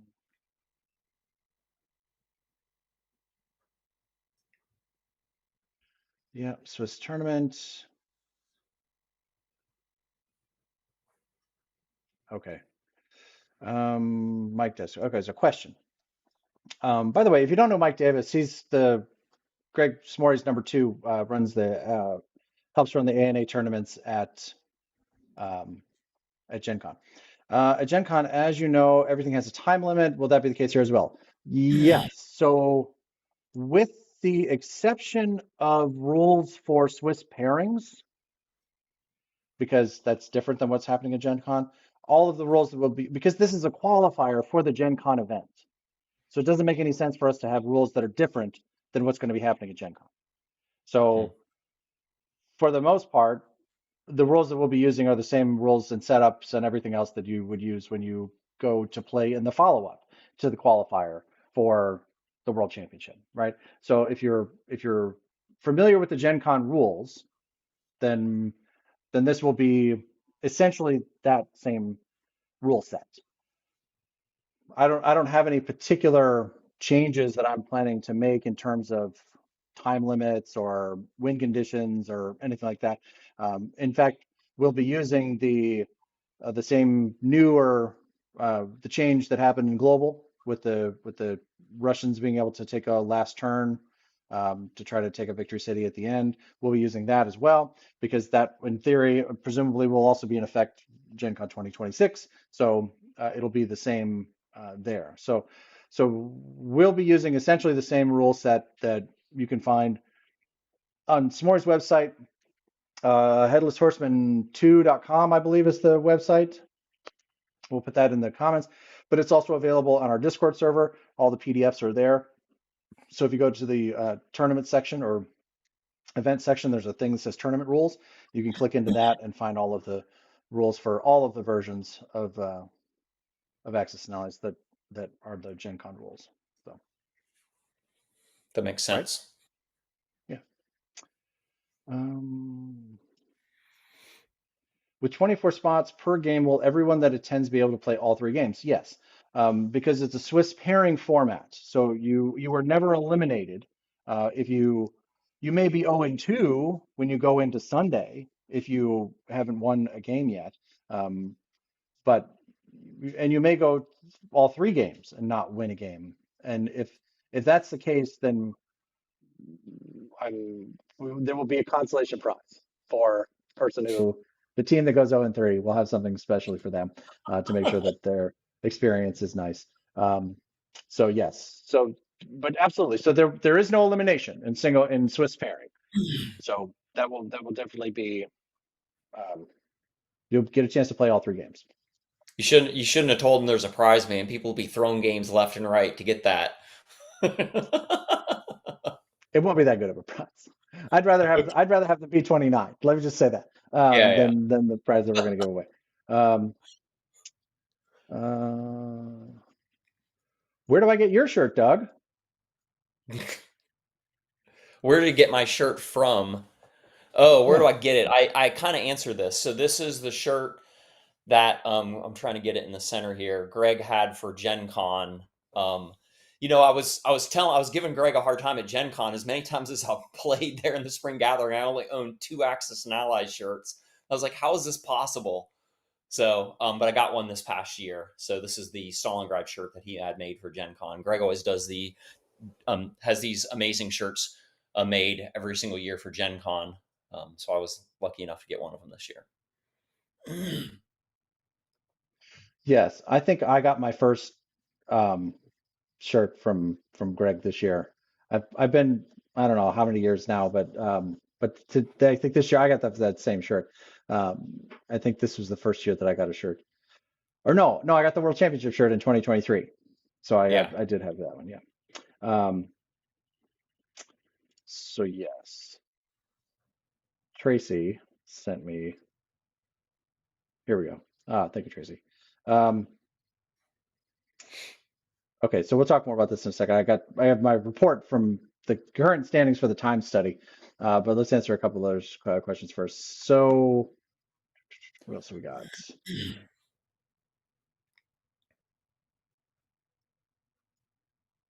So, if you lose, can you order yourself a trophy? Yes, you can get in your pre-order now if you want, Robin. I'm sorry, man. You walk right into that. How am I not supposed to do that? All right, here we are. Premium wood art design, or premium wood designs. Is that what it is, or is it premium wood art? I thought it was premium wood designs. She's very smart. I'm sure she's right.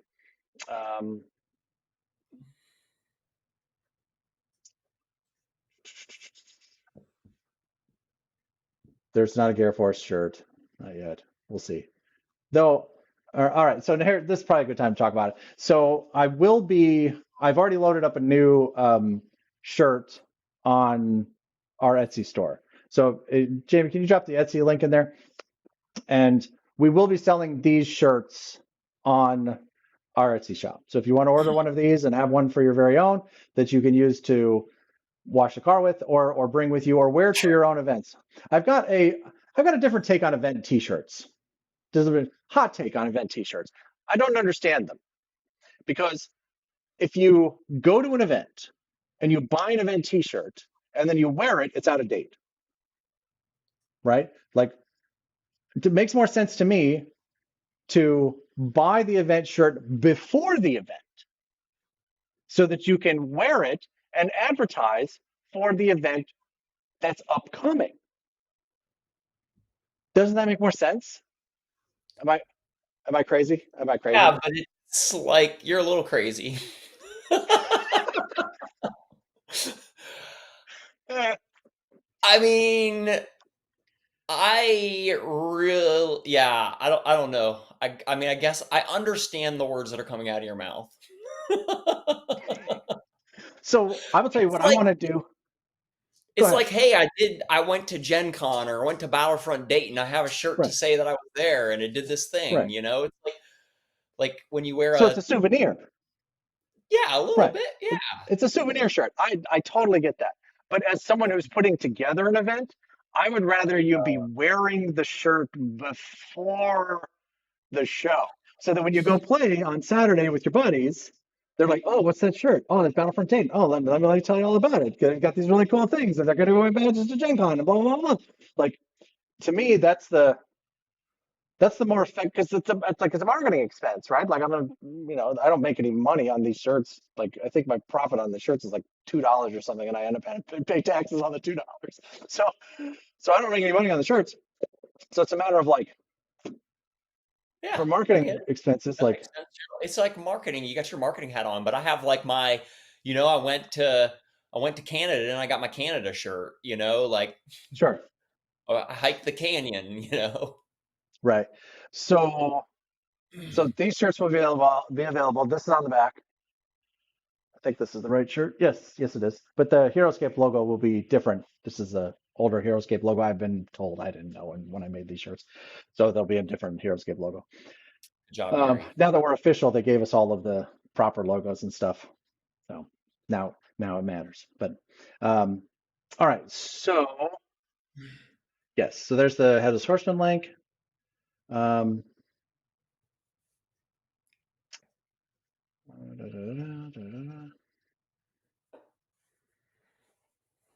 More questions. How was the spring gathering? It was fun. We've got videos coming up about it. Stop talking about it. Well, no, I can. We don't have any videos coming up about global content from Spring Gathering. I didn't record any of the games that were there, but we did record Doug and I playing in the anniversary tournament. So I don't want to hear any spoilers for that. But Robin did. I thought you were going to say Lord of the Rings Risk, so I preemptively started laughing. Yeah, if you didn't watch our I don't know, if just as a lark, we decided to try to play Lord of the Rings Risk as a live stream with Robin and Alex, Doug's son, and the internet speed, unfortunately, at the hotel that we were at wasn't fast enough to support a live stream.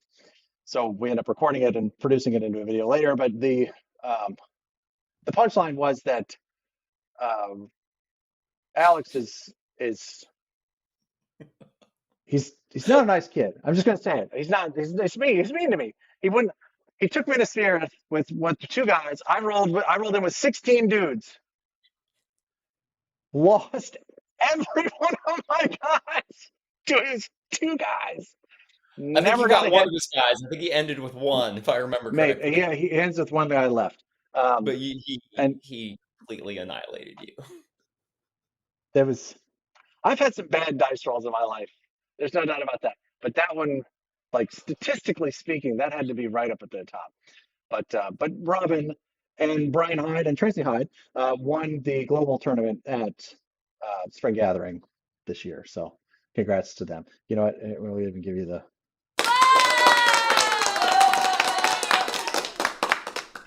round of applause. So congrats to them. But and for those of you that followed the Gary and Doug versus the World, Robin was the MVP of the commander side of that. And as a thank you, we gave him my only copy of Lord of the Rings Risk. And then they used it to beat me to death. So he beat you over the head with it. it was not great. All right. Any other? Anyone have a link for what, Frank? Oh, the Headless Horseman side. Yeah, Jamie just put that in. She can drop it back in. We can put that in there. Yes. No, Dave. So he's making a comment here because there was a really anomalous dice outcome in near the end of the Gary and Doug versus the World. It was nothing like that. I mean, if I Gary didn't and know, Doug if I didn't versus the think world Alex was could, if I didn't think Alex could fix dice, I've accused him of something. It was so bizarre. It hurt my soul. I'm still a little mad about it. Not gonna lie. well. The follow up was he does that to you, then he goes next and he rolls what 12 on 2-sided dice and wins the game for them. Yeah. He's like, that game's easy, and walks away. Right. This game's not hard at all. What are you guys talking about? Come on, man. Anyway, so Battlefront Dayton. So the 3 tournaments, we're going to use chess clocks. Time's going to the time study continues into Battlefront Dayton. Basically the same thing we did at Spring Gathering, same thing that we did at Gen Con. The clocks will be on the tables. They will not affect gameplay per se. There won't be any particular rules that go with them. We encourage everyone to use them so that we can get a better idea of the average of the folks that are what time is being used by the allies in 42-second versus allies in anniversary, and so that when we decide to make rules that any deviation from the norm, right, now we have a good idea of what the norm is, right? Otherwise it's just arbitrary. People are just picking numbers out of the air because that's what they think it is. Well, thankfully we can actually find out for sure. So this is let me tell you what we've done so far. We have in anniversary, we've had 39 games report, and the average. This is interesting to me. Here, let me do this. Let me see if this works. Let me see if I can drop this in the comments here. Oh, I can. Look at that.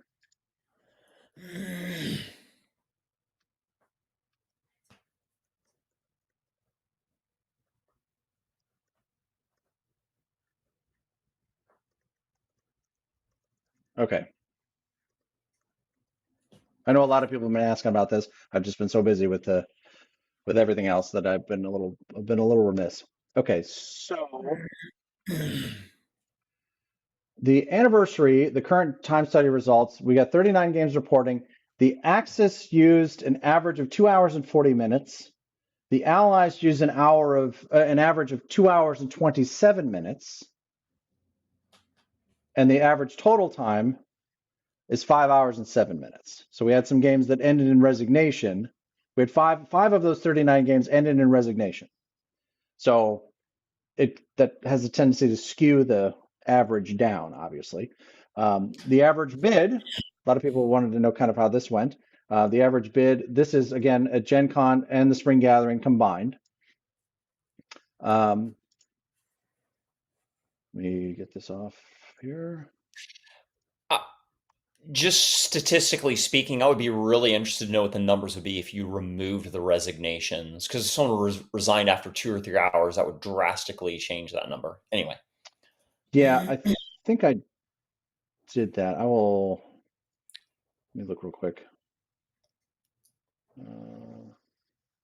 I will say it was difficult sometimes to tell if somebody resigned, but did they resign in like the 5th round because they saw they weren't going to be able to get to the victory condition before time expired? You know what I mean? So it's a little, I think what I did is like anything that went past 4 rounds, I kept in the equation because that feels more like at least close to a full game, or they predicted what would happen in a full game. You know what I'm saying? Does that make sense? Anyway, so average bid, again, this is anniversary. This is the anniversary edition. This was at the Spring Gathering and at Gen Con. The average bid was 2.3 to the Axis. And we had bids that ranged from Allies +8, which was obviously quite the outlier, to Axis +5, again, a pretty aggressive bid. The total balance with those bids were the Allies 120 of the 39 games, the Axis 119, with an average of 5.7 rounds played per game.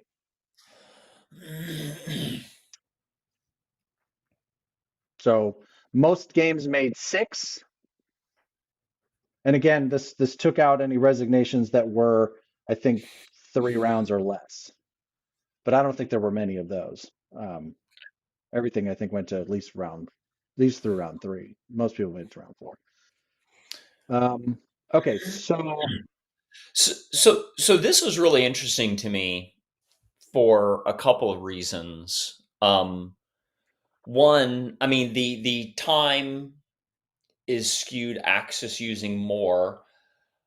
And I've kind of been told that the Axis should use less and the Allies should use more. And I no. haven't been completely convinced, because in Anniversary Edition, I feel like the Allies actually have longer time to think about and respond to the Axis. Not in every case, but if you think about it, Japan goes first, and America, who's usually responding to Japan, has the entire round to come up with their response. And then Russia goes, but then Germany goes immediately. So if Germany's going to think about their response, they're going to have to take a little extra time. Now, the UK is responding immediately to Germany. But then Italy goes, and then America goes, but then Japan is responding immediately to America. So I would think it lines up with what I would think. I would think the Axis would take a little bit more time on average. And it seems like that's kind of playing out. I'd just be interested in other people's perspective, because again, I've kind of been told the opposite, that the Allies should use more time than the Axis. And when you think about Italy being a small, fast round, maybe that should make up that difference. But yeah, anyway, that's just interesting. Yeah, no, I agree. And I had the same line of thinking was we were kind of looking over all of this stuff. But Dave's got a good point here that the difference in time usage is only 13 minutes. But remember, this is an average over 39 games. So if you're looking at like trying to figure out what's an acceptable deviation, if the Allies were to use, say, 30 minutes more than the Axis, we're starting to see that as a substantial outlier, right? Like that would be an outlier from the mean. The mean is that the Axis are going to use 13 more minutes than the Allies, right? So if they end up coming up even, that means that the Axis played 13 minutes faster than the average, right? Or the Allies used 13 more minutes than the average, right?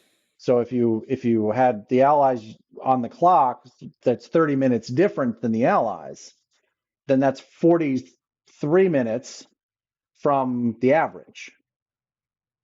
You see what I'm saying? So this is what we're trying to parse out. Obviously, we're still going to do this again at Battlefront Dayton. So this is just kind of where we are right now. Yes, Robert, the average number of rounds was 5.7 in Anniversary on a 6-hour clock. So I think that's really useful. Now, I will say there was a couple of instances at Gen Con where the game clock, like the round clock, would start, but the table wouldn't begin, right? So they would say go, and the players at the table didn't hear it or weren't paying attention or whatever, and their clocks wouldn't start.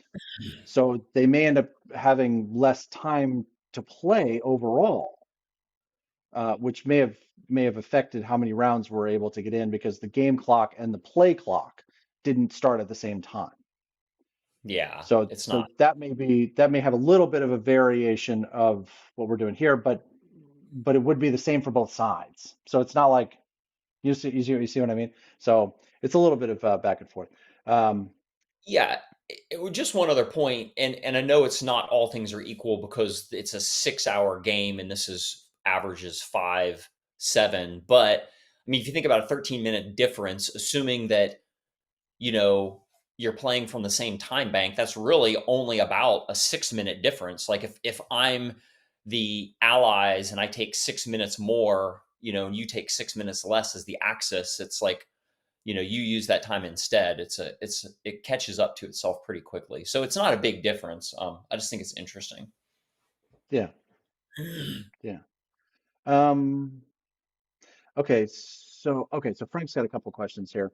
How will players select who they play as? So there's a bid system. So you roll to see who's going to either bid or defer. And then if you are the person who's going to make the opening bid, you offer your opponent something. So if I want to play the Allies, I might offer my opponent X number of IPCs worth of material placed on the board before the game begins to play the Axis. So I want to play the Allies. I will give you the Axis +3. And that would give you the ability to put in, if you accept that bid, you can put an infantry on the board in any space that the Axis already have units of the same country type. So you can't put an American in Moscow, right? You'd have to put an American in an American territory. So, but if you don't want it, then you would counterbid and you would say, no, I want to play the Allies. I'll give you 4 to play the Axis. And then we can accept that and say, yes, okay, we'll put an artillery in Ukraine or whatever. And then that's how the game would begin. And we would then play the Axis, you'd play the Allies, and then we would play. So that's kind of how that bid works. We do have a video that goes into a little bit more detail about placement rules and stuff like that. So there's a video on the Board Game Nation YouTube channel. Just search for bidding and it'll pop right up. So if you've got more questions about that. And as we said in Anniversary, the average bid was 2.3 to the Axis. We saw a number of games played even. We saw a number of games played Axis +3, Axis +4. These were pretty common. The Allies +8 was a big outlier. I don't know what was going on over there, but that was. I would love the opportunity to play that game as the Allies. As you might imagine, the Allies were victorious in that game. So yeah. Okay, so that's how the bid system works. There are printed rules, and on the Smorey website on headlesshorseman2.com, and they're also linked in the YouTube description. So if you want to watch the video and then see the written copy, you can do that too. So there's a couple options there. Yeah, Axis at +8. That's kind of crazy for that one. Okay. Oh, okay. Okay, so as a solo guest, going to Battlefront Dayton being my first event, that's what I love to hear. I love to hear people come to their first tournament. This makes me really happy. How are teams put together? So in our event, you will be able to play solo if you want to. I don't recommend it. If you've got someone that you can team up with and bring with you, all the better. If not, there will almost certainly be other solo players on site that you can choose to team up with. I wouldn't say that you can't play global solo, but you're not going to have a lot of fun. That game is really best with 2, ideally 3 people playing that game. There's just a lot of brain power that's required. So I recommend it. And when you play with it's always better to play with another person. And I've played tournaments solo and I've played tournaments with partners, and they have pluses and minuses.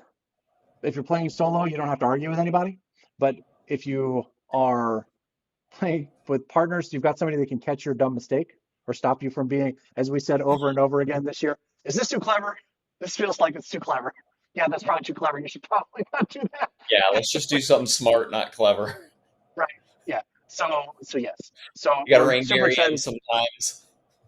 Yeah, I come up with some crazy things like, what if we build an air base in Iceland? Let's see what happens there. I don't know. Okay.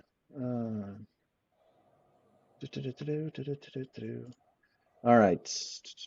Skywalker.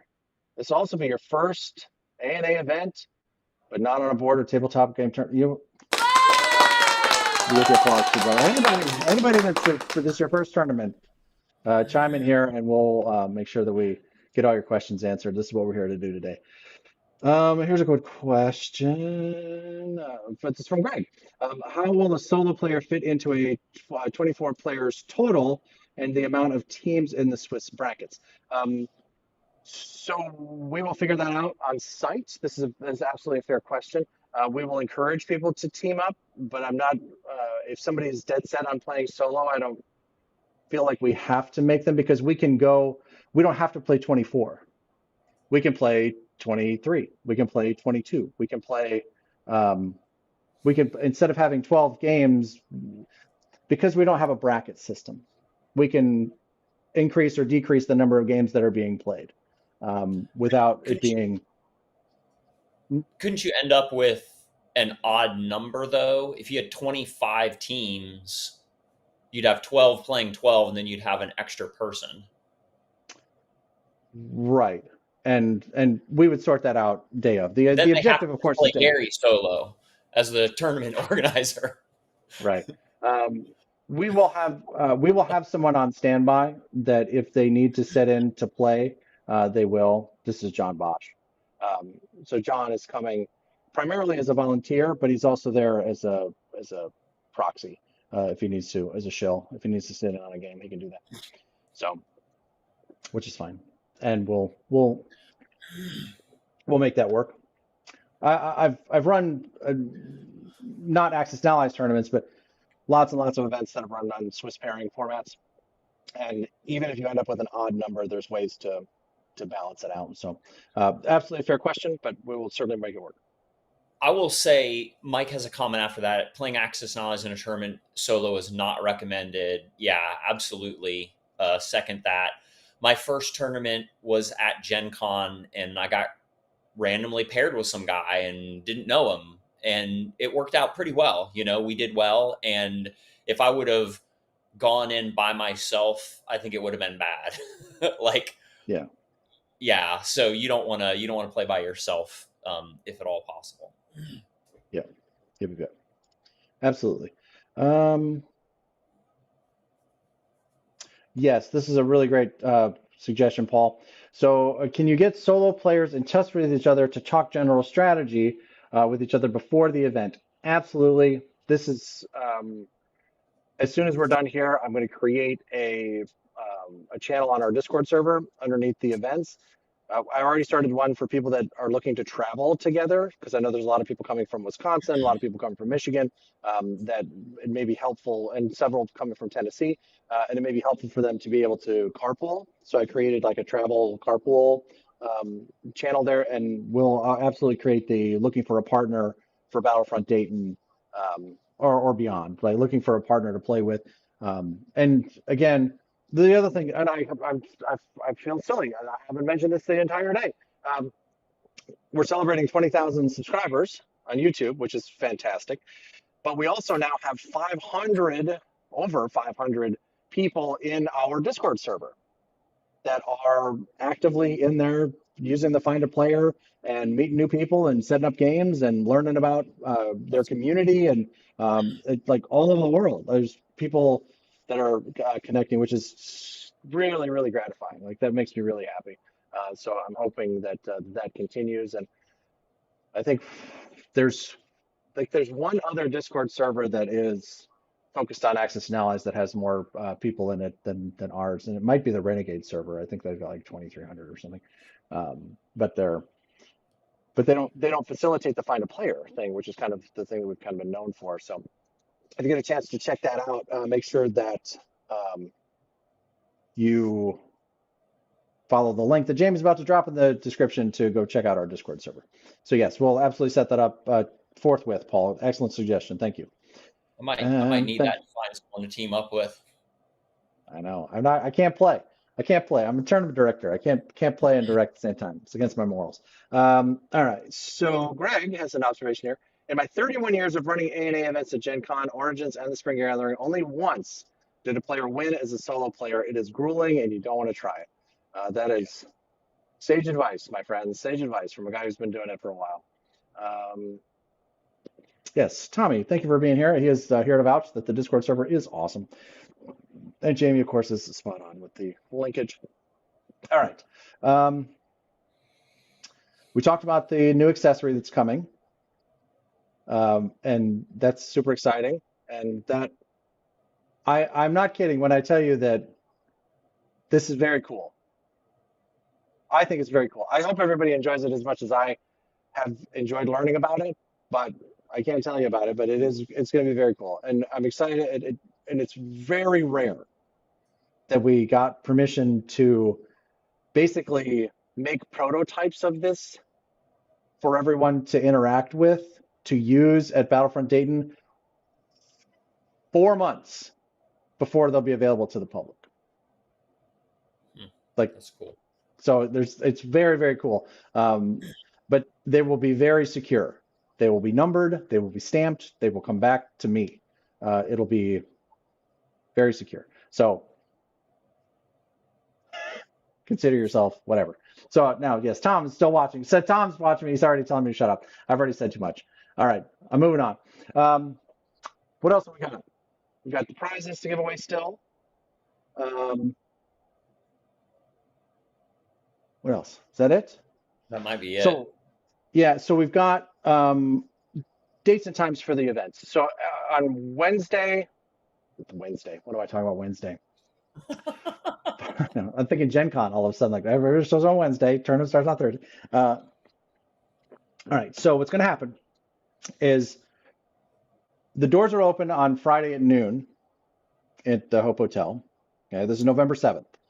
And the first tournaments start at 12:15. Okay, on Friday, because we're playing global, we're playing 42, and we're playing anniversary. Okay, so we're gonna want to get those games started forthwith. So we're gonna get in. You're gonna get your badge from Jamie at the door, and you're gonna come in. And there's going to be HeroScape registration, diplomacy registration, access knowledge registration. You'll walk up, you'll check in, you'll get your table number, you'll go to your table number, and then there'll be a quick me explaining and answering questions for people that have never been there before. And then the games will begin. I'm saying 12:15. The games will actually, I want everybody at their tables at 12:15. Game probably actually starts at 12:30. Which version is the main event? This is a good question, Skywalker. They are all main events. So the way that I've got this set up is that anybody that buys the 2 or 3 day experience badges, they will be able to enter into a main event, which is a tournament. So that would be the 42nd, the anniversary, the global, HeroScape, or a diplomacy tournament, right? So that's kind of how the system is set up. So that's a good question. Thank you. Are we going to get everybody through registration in 15 minutes? Yes. Yeah, because I'll know everybody that's going to be there. By that point, everyone will have registered in advance, and we'll have a pretty good idea. Now, if people don't show up, if somebody doesn't show or somebody's running late, then we'll figure it out. But not a lot of time to find a partner. So yes, so Paul's right. Jump into that Discord server, and we'll go from there. But yeah, we should be able to. You should be able to get your badge and then get into the room. And as soon as you walk in the room is the exercise registration. So you're not going to miss it. And it should go pretty quickly. That's my theory. Now I will say this is our first time using the tabletop event software. So I appreciate everybody being patient as we sort out how that's going to work. But it should, in theory, should go pretty smoothly because I've used it as a consumer before at different events, and it works pretty well. It's just a matter of like walk up, check in, and then you get told, oh yeah, I'm playing here. So should be pretty easy.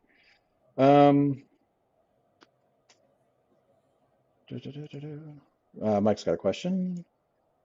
You mentioned that we could only do one ANA tournament. Is that true really for all tournament events? Yeah, you can't play in the ANA and the HeroScape events, if that's your question. Or diplomacy and access knowledge, because you'll have to be in 2 places at the same time. And that's just, I'm afraid that's not going to work. So pick a thing and be great at it.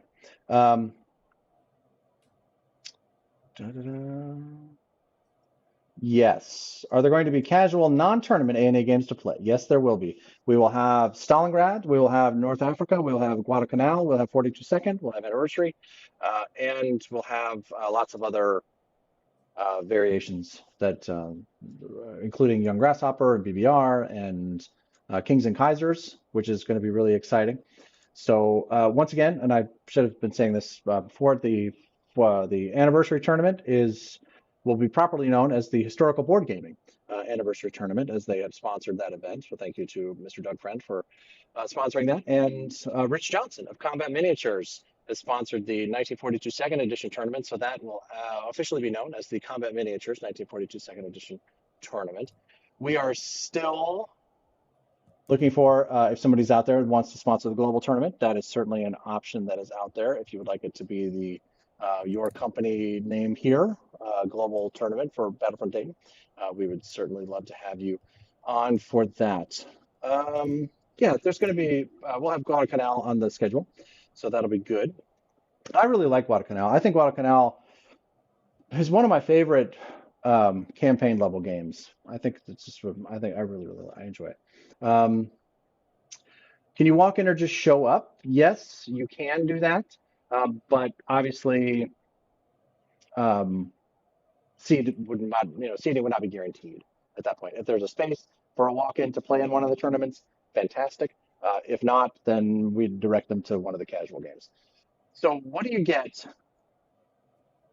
for? So let me back up and talk about the schedule again real quick. So 42 Second Edition. Yeah, here we go.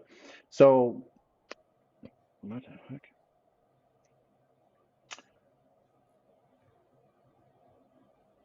Yeah. So the 42 Second Edition tournament, or all of the tournaments, start at 12:15, 12:30 on Friday, and then they'll play for as long as they need to play on Friday with their respective time limits.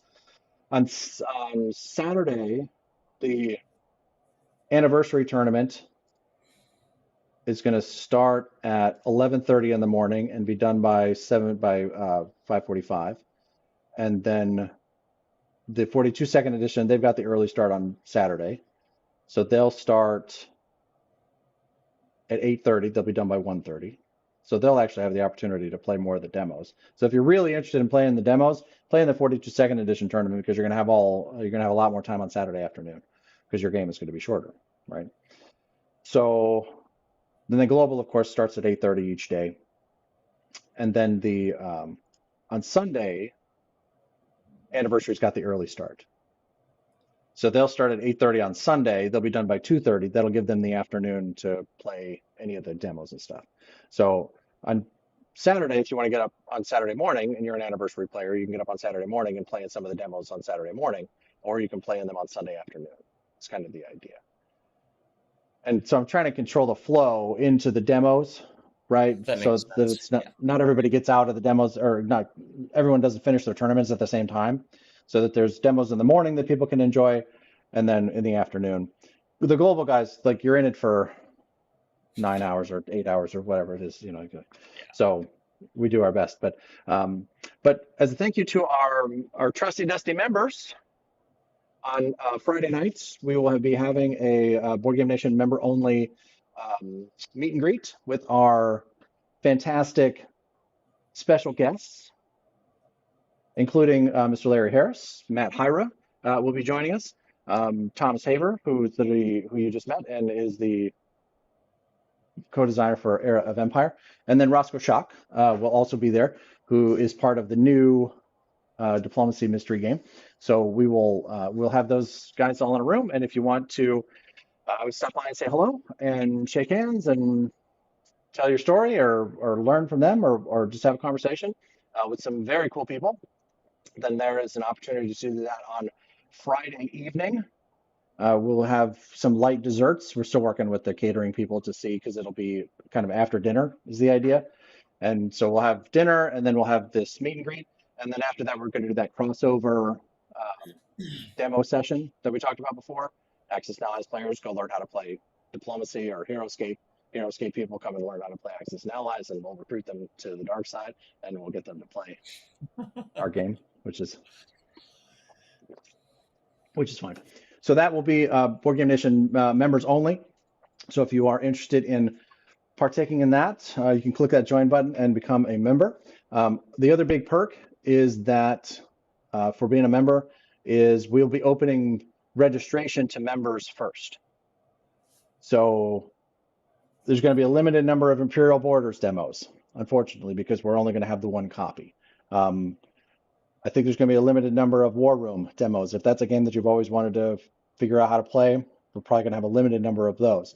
There's going to be a limited number of tournament spots, obviously. So, and it sounds like we're going to have a pretty full house for these events. So if you're interested in making sure that you get your spot, now's a great time to become a member. They start at $5 a month.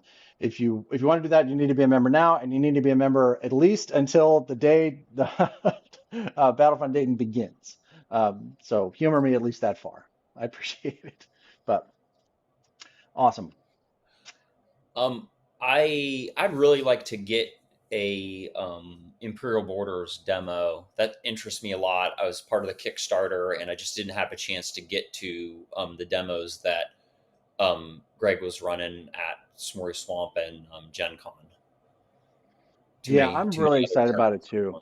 I think that's going to be a very cool game. I'm excited about more people getting exposed to it. I got the opportunity to kind of play with the prototype set when we made a video about it, a couple videos about it, and it's just a very cool game.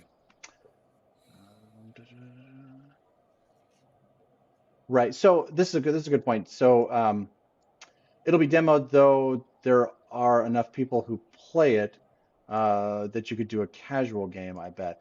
So this is kind of how I've done this a little bit differently than some other conventions, and I'd be interested in the feedback here. I've loaded up Friday and Saturday with mostly learn to play sessions. And then I've got one or two, depending on the length of the game, another one or two learn to plays on Sunday morning. But then I've set up casual games to be played on Sunday. So my objective is to have a casual game of War Room on Sunday. You get an opportunity to learn it on Saturday if you want to, and then you can, if you liked what you saw, then you can actually go over, and on Sunday you can then play in the full game.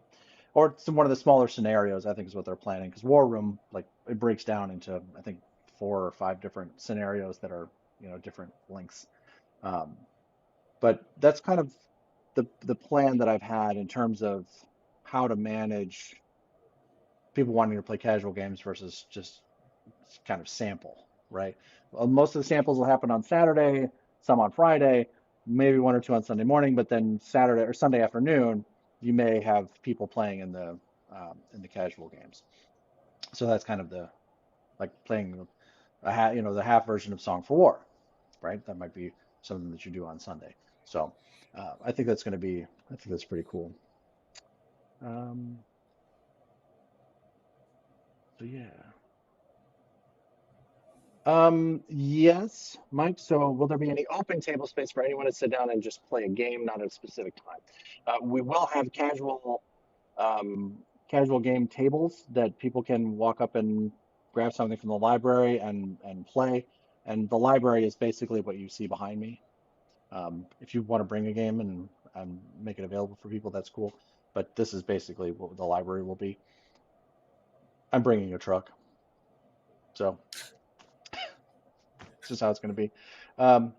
So there will be some of that, but a lot of it will be scheduled. So because we'll have a casual Guadalcanal on the schedule.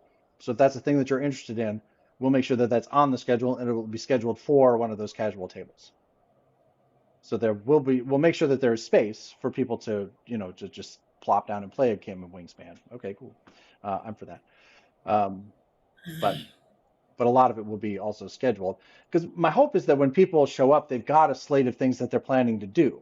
I don't want people walking around like, I don't know what to do. Or they haven't made a plan, so they show up and everything's full. Everything that they want to do is full. So I'm hoping that people will use the registration portal and tick into the things that they're really interested in. That's what I'm hoping.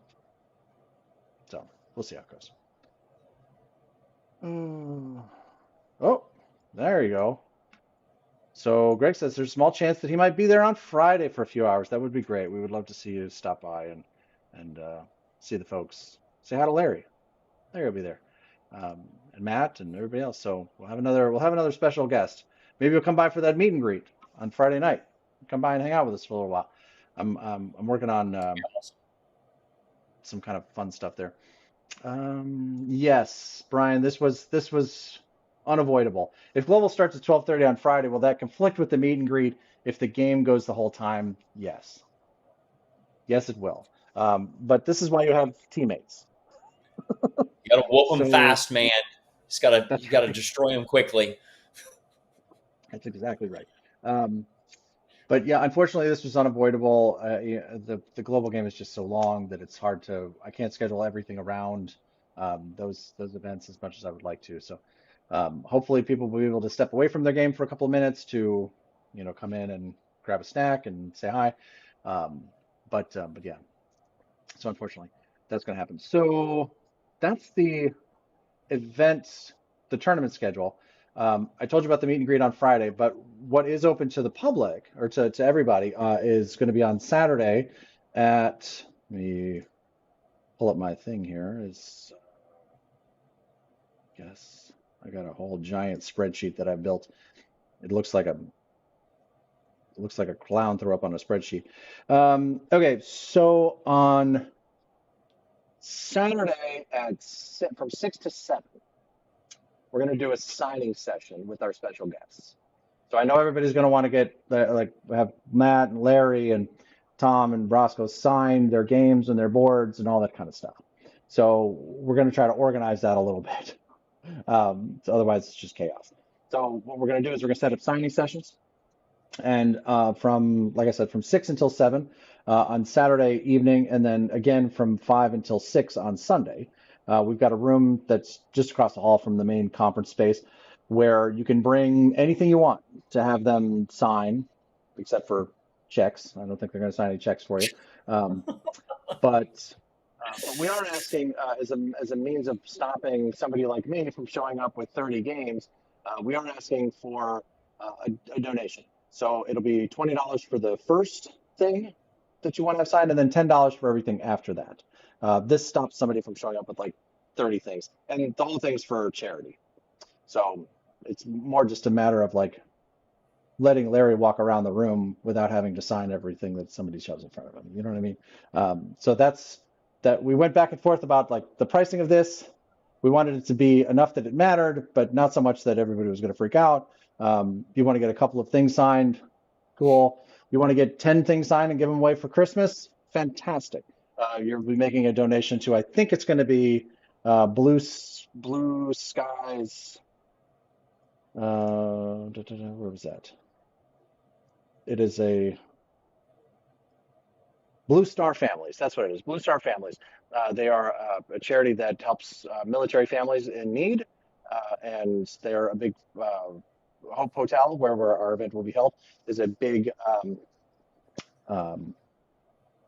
supporter of that charity. And so we were talking to them about it, and they were like, nope, this is a perfect opportunity for that. Oh, I knew there was something else I was forgetting. So yeah, we're gonna do a signing session. We'll come back to that. I have another big announcement. Can you believe it? For the $20, would you take a 2-party out-of-state check? No, we will not. No, sir. All right, so I have another piece of really exciting news that I hope my NA players are going to love. I think this is very cool. Larry is bringing what I'm going to. So the way that I'm going to advertise this is Larry's lost game. This game has never been seen. Apparently, I've been told, has never been seen in public before. He tells me that when he was working at Milton Bradley back in the 80s, that he came up with this game, and that they used to play this game in like their break room, like employee cafeteria. Like they played at lunch, and then every Friday at the end of the day, they'd all come in and they'd play this game. And it's a straight up gambling game. Like, there's no skill in this game at all. It is an entirely luck-based game, but it's a lot of fun. He was explaining it to me. I'm gonna give you the brief synopsis here, but it's as somebody who worked in casinos, I can tell you this game sounds like fun. So here's the basic premise: there are 12 bombers, B-17s to be specific. They're B-17s, and they all have 4 engines, right, as the B-17s do. And they're in their formations, and they're set. They don't move around the board, right? The idea is that all 12 bombers are on a mission. They're moving through space. So the idea is that the map is moving underneath our intrepid bombers, right? And so they're on a 10 by 10 grid. Each one takes up a space in this grid. Okay? So now they're moving to their target, and as they move in, we roll to see where intercept fighters are going to come in. And so we roll and we say, okay, they're going to come from the north, and they're going to come in lane 6. So they're going to come flat on lane 6, and they're going to target any bomber that's in lane 6 and roll to see if it does damage. But the bomber has the opportunity to shoot down the fighter too. So they can get points that way. So this happens, and then as they get through that, now they got to fade anti-aircraft fire. So now you roll 2d10 to see where AA guns fire, right? So maybe your bomber gets damaged, right? You got 4 engines, you can take 4 hits. Take 4 hits, you get shot down, right? So then you've successfully made it through the flak. Now you got to roll. I think it's got 2d10s. I think it's and then you roll and you see like how much damage did you do? Your bombardier, right? You dropped your bombs and they fall, and you rolled. How much damage did you do? Cool. Record that. Then you got to get out. You got to go through the flak again. You got to go through the fighters again. Okay. And now, depending on how much damage you've taken, you've got to try to land. So for every point of damage you've taken, I think it takes you 2 more points, or two more on the D10 to land. So if you need, I think he said the highest was like you needed an 8, 9, or 10 on a D10 to land, right? Because you're on your last engine. And if you successfully land, then you accumulate, you total your points. And whoever wins, whoever has the most points is your winner, right? Again, no skill at all in this game, right? It's just a complete luck game. But the drama of it is to me seems like a lot of fun. So what we're going to do, again, straight gambling game, what we're going to do is we're going to sell these bombers. Right, so you can buy a bomber on your own, or you can team up with a bunch of buddies, and this is our team is going to buy this bomber, and then we're going to play this game probably. And each round, like each game of this, is like 20 minutes. Right, it plays pretty fast because it's just roll what happened. I mean, you want to build it up, you want to have a little fun with it, but we're going to play this probably 3 times over the course of the weekend, and I think it's going to be hysterical, and I think it's going to be a lot of fun because, and it's also like this is the game that like my very first conversation after I told Larry that I worked in the casino business. He's like, I got to tell you about this game. He immediately started telling me about this game, so he's really excited about it, and I hope it's going to be a lot of fun. I don't know how much we're going to sell the bombers for, and I don't know what the prize is going to be, but obviously the proceeds are for charity, and it'll be more just entertainment than anything else. So we'll see how it goes. I was going to say, does the winner get the money? I wasn't sure who we're selling them, who you're trying to sell the bombers to or for. I mean, we could run it as like a 50-50. Got it. I mean, if we were going to do it as a 50-50, then each bomber is probably, I don't know, $25, $20, something like that. And then, and you should and we could make it 50, and then like everybody, like your team of 3 or whatever, like you all chip in, or however you want to do it. I don't think we want to get, I don't want to go $100 a bomber. Maybe we start bidding more. Like I don't know. It'll be fun. I may have missed this. I'm sorry. How much lead time will there be between full event schedule and when registration opens? Not a ton, because I have been working on. I've got the tournament schedule pretty well locked. It's really getting all of the demos scheduled and getting them uploaded into the registration software that is going to take a little bit of time. So My goal is to have everything uploaded by Wednesday is my goal. And then open registration for members as soon as I have all of that ready to go. And in theory, pretty sure this is how this works. When I open registration, anybody that can register, like that's eligible for early event registration, I'm fairly sure they'll get an email that says that. So if you have a BGN member badge, then I think you'll get an email that says registration for you is now open. At least I think that's what's going to happen. I'm pretty sure.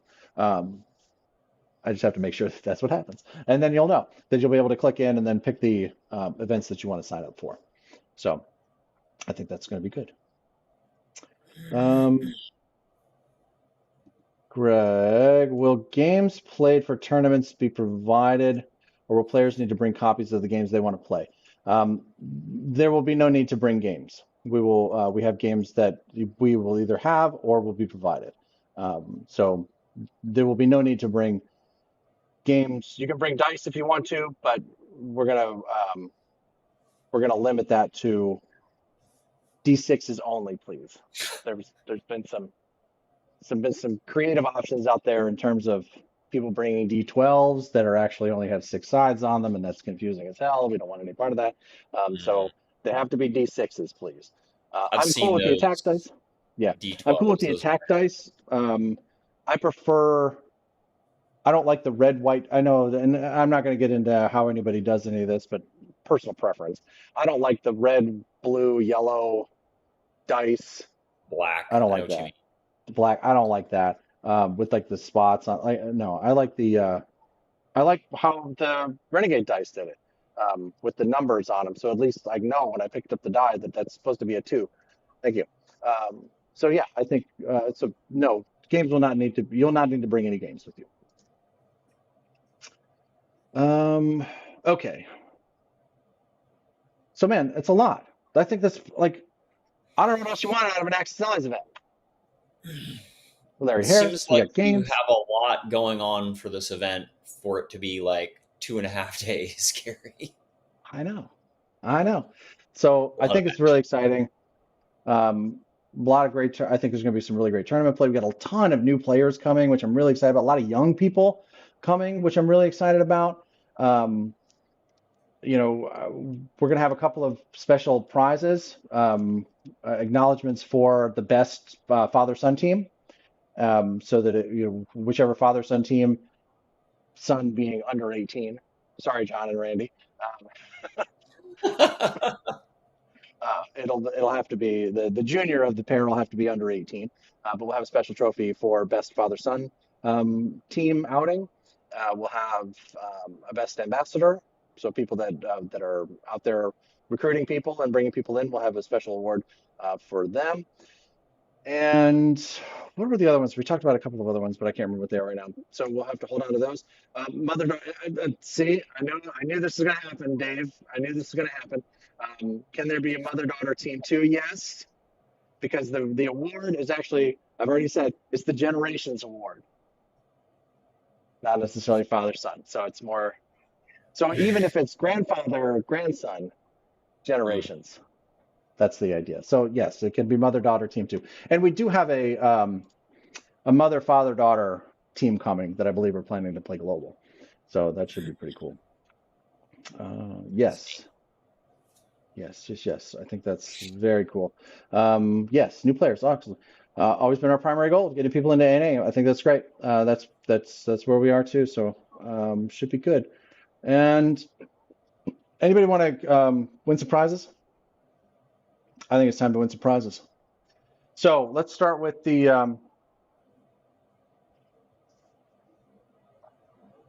1914 signed rulebook by the man himself, Mr. Larry, a young upstart designer. I think he's got a bright future. Larry Harris. He's got some skills. I think he can make some games. All right, so if you're interested in the 1914 Larry Harris rulebook, headed your way, please hit us with the Battlefront Dayton in the chat box there, and we will get this over to you. And you know what? Because my wife wants to go home, Whoever wins this will also get the Battlefront Dayton shirt. How's that? We'll make it a twofer. We'll make it a twofer on this one. Yes. All right. So get the shades. That's right.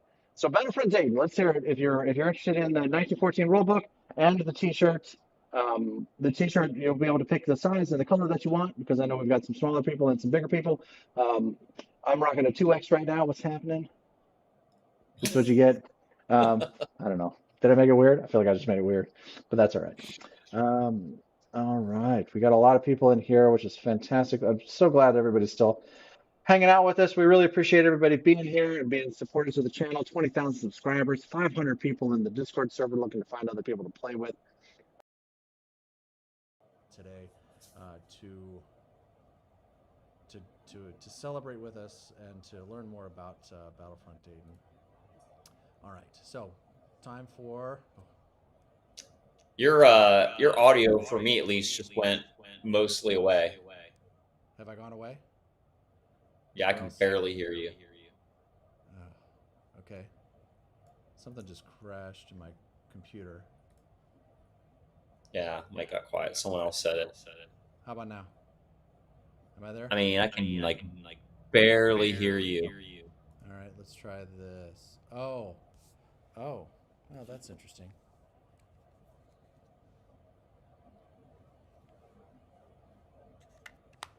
I think my headphone gave out.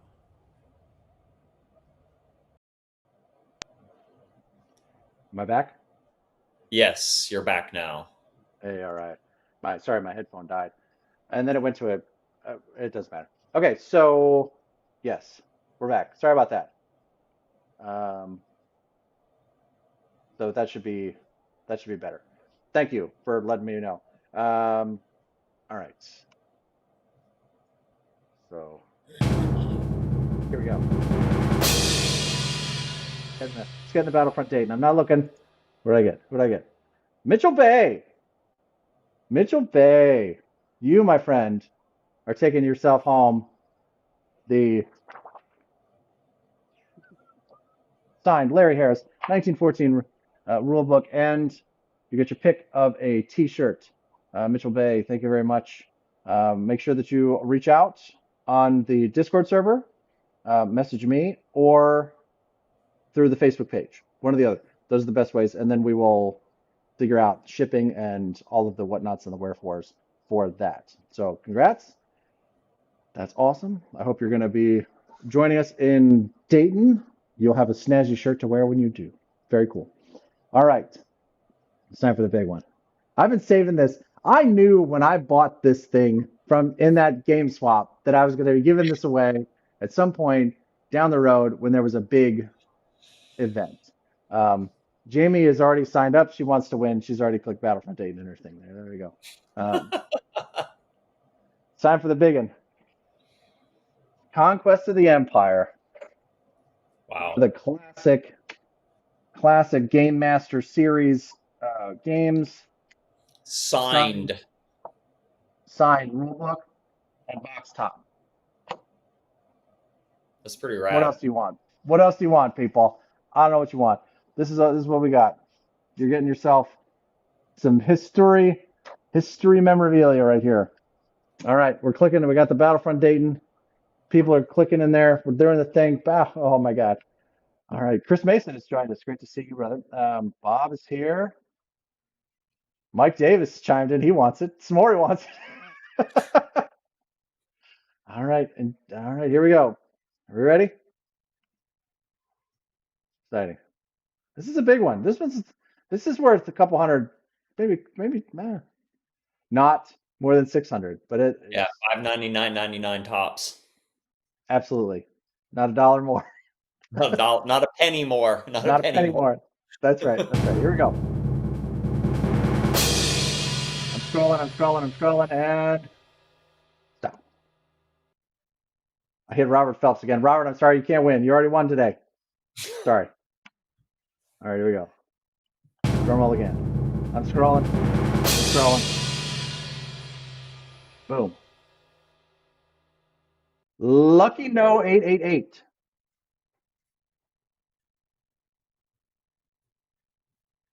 Lucky no 888. Can I trade? No, you may not trade, Robert. This is what you got the Heroescape thing, dude. That's awesome. This I don't know. I would trade too, but no. This is what you get. So lucky no Who does Lucky 888. know 888? We know who this I don't is. know, bro. We've never heard you before. This is your first time here. You clicked in one time and you won the big prize. Obviously you're a subscriber because you had to be a subscriber to be in the thing. This is 20,000 subscribers. You're definitely one of our guys, so we really appreciate that. Congrats to Lucky No. So remember, if you want to claim this, and you know what? Damn it, I'm gonna get an email from my legal department. Giveaways, you got to be 18 to win. YouTube is not a sponsor of any of our giveaways. Winners need to contact me within 2 weeks via the Discord server or the Facebook page in order to claim their prize. And shipping there's no purchase necessary, and shipping is on us. I should have said that at the beginning. I even have a little post-it note right here to remind me to say it. I'm a dork, but that's okay. It has been said at least in the same thing. All right, so Lucky, make sure that you reach out. Robert, we'll talk about how to get you this stuff. And then who won the diplomacy stuff? Robert, who won the diplomacy stuff? I forget. Jamie keeps all this stuff down. Oh, all right. And our number one our number one top fan today is Mitchell Bay, as it happens to work out.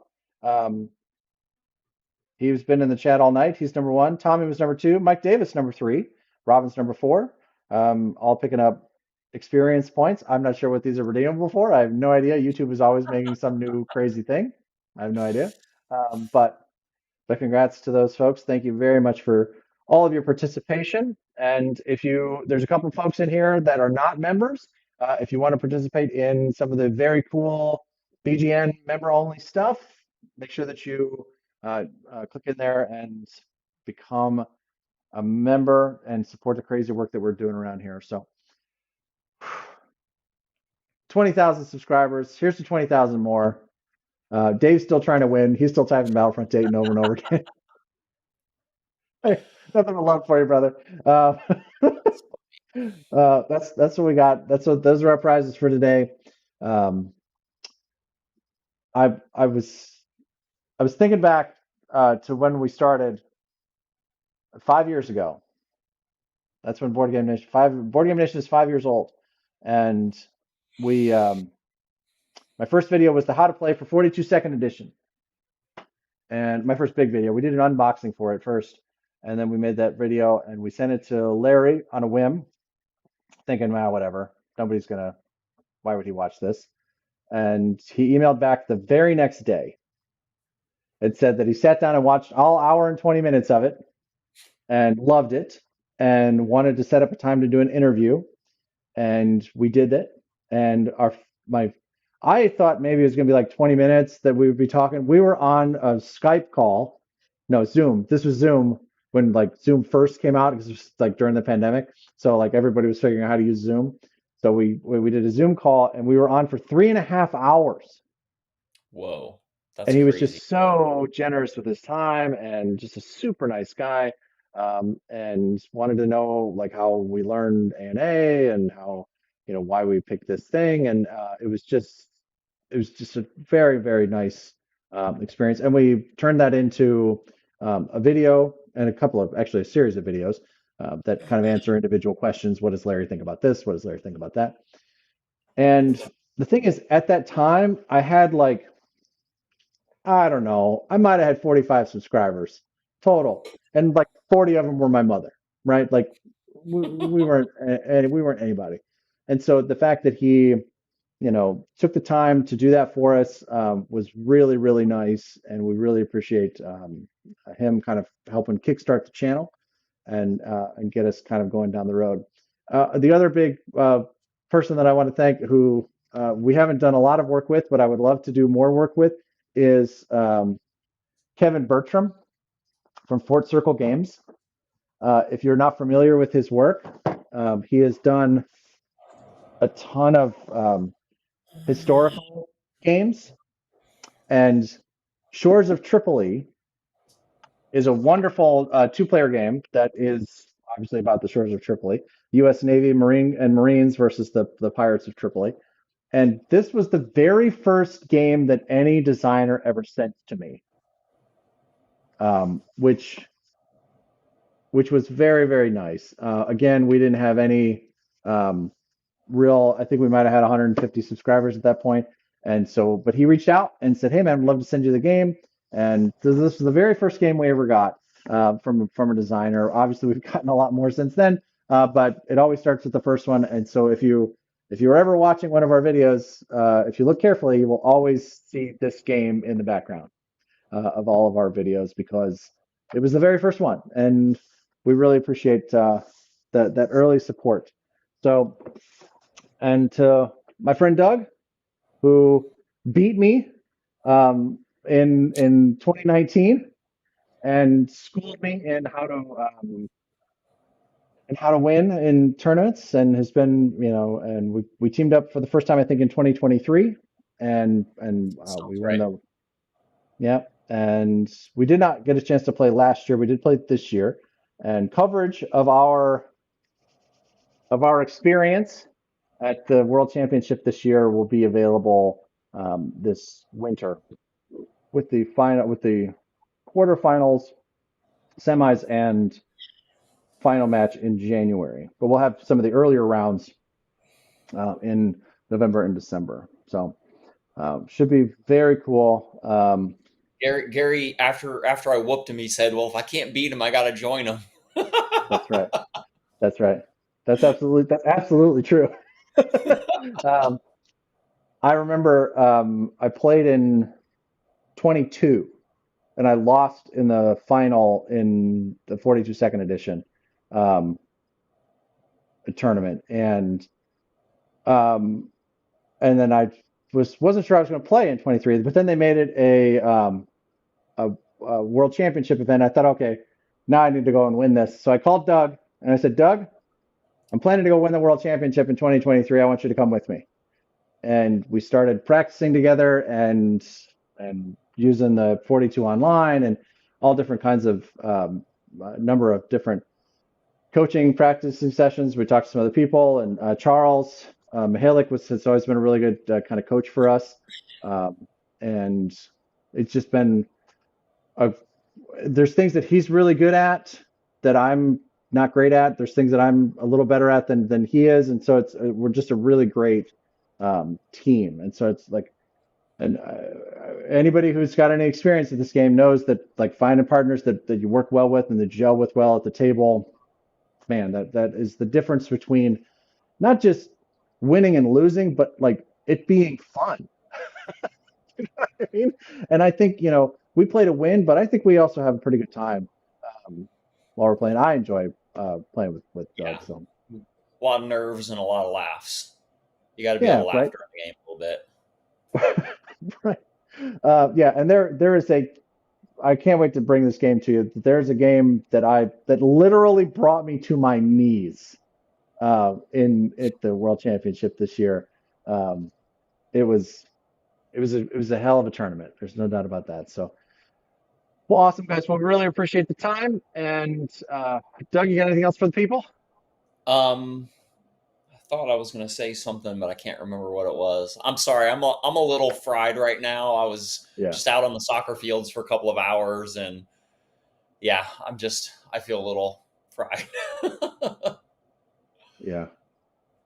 Yeah, no, I totally get it. So awesome. Well, thank you again for being a great partner and for showing up with us today. Greg, thanks for joining us for the very first time on Board Game Nation, and we would love being here with you.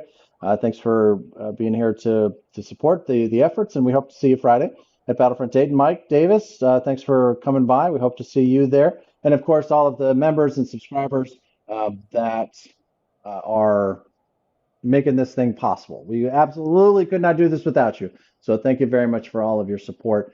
If you need anything from us, feel free to reach out in the Discord server or on the Facebook page. And if you want a prize, make sure that you're reaching out. You've got 2 weeks or I'm keeping this thing. I'm just going to tell you, I'm going to keep it and we'll give it away at Battlefront Dayton. You got 2 weeks.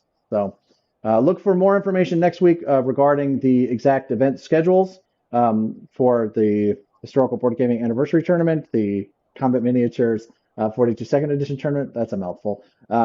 And of course the global tournament. And if you're looking to sponsor one of those, sponsor the global tournament, we still have a spot for that. So if that's something you're interested in, let us know. Awesome. And if you're looking for a partner, as soon as we're done here, I'm gonna go on to the Discord server and start that find a partner process, so you can kind of gel up with those. Doug will be there. Doug's looking. I know somebody. somebody's looking for a partner. Right. Awesome. Well, friends, it's been a heck of a ride. Thank you so much for all the support, and we will see you again real soon. Have a great night. Thanks a lot. Bye, Good night. everybody. Bye.